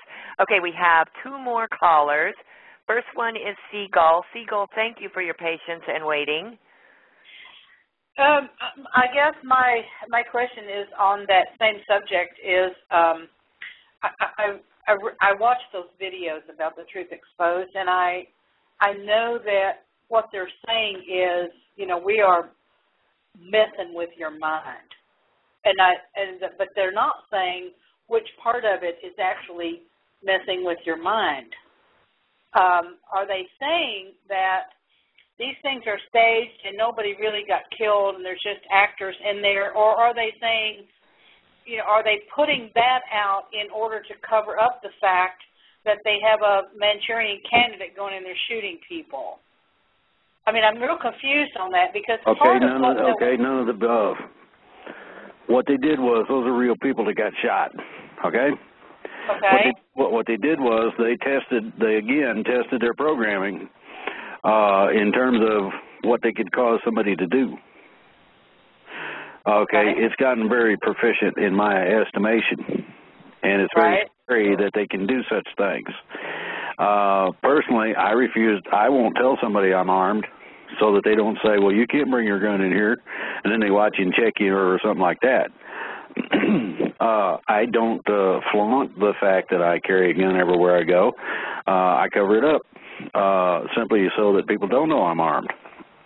If I'd been in that theater, that person would have made maybe 2 shots. The thing about this is that we need to have people get your concealed carry permits and start carrying your guns for 2 reasons. That sort of thing is one of them. The other sort of thing is where you are outmatched. You get 5 or 6 people who decide they're going to take you apart, and your wife and your kids. What are you going to do if you ain't got something to discourage them from doing such? These are the 2 things, and the only 2 basic reasons for carrying a gun in terms of concealed carry. Now, gun ownership prevents the government from overstepping its bounds. I think they overstepped their bounds considerably in just the respect of that Manchurian candidate alone. So we need to now get together and take care of that problem, which means that our government needs to be replaced. It's not a question of questioning that. It's a question that you got people that don't know how to act, period. There's no reason that you should kill innocent people other than you're trying to make a point. And the point is, I wonder if he was part of the freedom people. And that question finally got subjugated a bit. And the way it did was there's too many funny things about the whole situation in order for it to be real. Therefore, the only unreality is the individual involved. And as I stated before, this has happened before. This is not the first time. It may not be the last before we get this job done. I would hope that it would be. Nobody should needlessly suffer because somebody wants to make a buck, especially in that sort of way. But that is what the deal is all about. It's all about money and control. And they will do anything, it doesn't matter what, in order to maintain that, in order to take your guns, in order to make sure that they can subjugate you in some other form. Now, one of the things I posted is a mystery. And the reason it's a mystery is because you have to really think about who's fooling who about what. The neon god that we made, well, that's the advertising. How did we do that? Everybody's got to have a new car.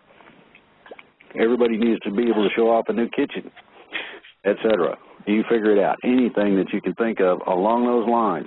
Consumerism is not the normal condition of a human being. We should take what we need only and leave the rest alone. I've got deer and whatnot running in my yard, and I don't need to shoot them. We got meat if I want it down at the grocery. And it's cool having wild animals be able to trust you. So I like that. So that's what I foster.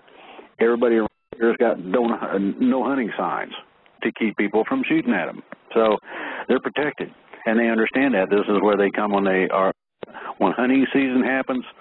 This is where they're at. So now we have to figure out how to make sure that other people don't hunt us. Right, which brings me to the on Friday when, this vote is going to go down. And according to Sharon in Oregon, if we are already sovereign, why do we need to be concerned about Friday? I mean, granted we need to get those people arrested, but why is Friday a critical day if we are already sovereign? Are we going to see something before Friday that says our backbone stood up and said, you're not going to do this to us before Friday? Are we going to see something? Or are we going to just wait for the result of that vote to see what happens and then do something? It's a good possibility that we will not see any kind of official action until after Friday. The reason I say that is that you may have another shooting. And I'm going to say that openly because it's a possibility in order to make people think that guns are not a good idea. Well, guns are a good idea. If somebody had been proficient with firearms and carrying a gun in that theater, that man might have got off 2-3 shots, and that's been it. somebody would have dropped him. And that's what it is about. And I will further suggest it depends on the vote as to what happens Friday in terms of what follows it. If they vote the wrong way and accept that, I would personally would expect the people, to include myself, to rise up and start arresting them en masse. Many as we can snatch, as quick as we can, whether they like it or not, under whatever method necessary to get the job done, because these people are after you at that point. If they vote against it, then those who voted for it are guilty of treason. You do not legislate or treaty away the constitutional rights of this country, period. That's what Obama is referring to when he says, oh, the Second Amendment will stand, no problem. He forgot the fine print that he's got in this friggin' agreement that I have to get a hold of and post it openly. I want people to know what the truth is. And the truth is, you're going to basically be disarmed if this thing passes. And I offer the warning to all of those people who have anything to do with this that even though I have a good voice with a lot of people, I can't control people. There are liable to be repercussions that they don't like. There could be a large armed group show up and attack some people if this thing is passed. And this is what I was warning about before this thing came to light. And, you know, if we're just being sovereign, doesn't make you bulletproof. And that's the point. Okay? So are we expecting to see something on Friday, like soon after Friday, after we know the result of the vote? You probably will see something. I'm hoping that is the case. The military is extraordinarily nervous, simply because I called everybody out on this. And there's a lot of people that do pay attention to some of this, and there's a lot of people that hope that what I'm saying is real. Well, everything that I have told people comes from good, reliable sources. Now, they can change the program a little bit in terms of timing, but this one is a vote on Friday that they can't change. And the results of the vote are what determine the reaction that they will get. If they vote against it, then we have a good situation partially. The other part is that I would expect the military to start making their moves by that time, maybe shortly after. This is what I would honestly expect of our military. And there's a variety of other reasons that I can't go into that stipulate that. I want the military to be relevant, to be an impact, to be a part of the country, and it's in the manner in which we operate. Because when we do that, then we can go as a military into a country that has needs and be able to be allowed to open the hospitals up that we have on board, to allow our aircraft to deliver supplies that people need in the event of an emergency, whatever it may be, instead of being denied, which has happened already. Thank you, Seagull. We got one more caller. I just want to say to Drake that I really love what you're doing, and I give you 100% of my support. Thank you. Thank you so much. Thank you. Thank you, Seagull. Thank you. Sure. Okay, our last caller, and thank you again for your wonderful patience there. We have Karen from Texas. Karen, you're live. Hello, everybody. Hello, everybody. Hi, Karen. Hey. Hi, Karen. Hi. I just want to say that I want to remind everybody that not everybody in government is evil, and to remember that some of us are good people. And I'm glad you posted the video that I sent you about Exposed, and because it was getting to where I didn't know if what I was seeing in mainstream media was true or not because of those videos. And now I know, I didn't know whether to cry or what. It was getting to where I couldn't feel. Now I know I can cry, so. And that's all I really wanted to say. Oh, bless your heart, and thank you so much. Thank you.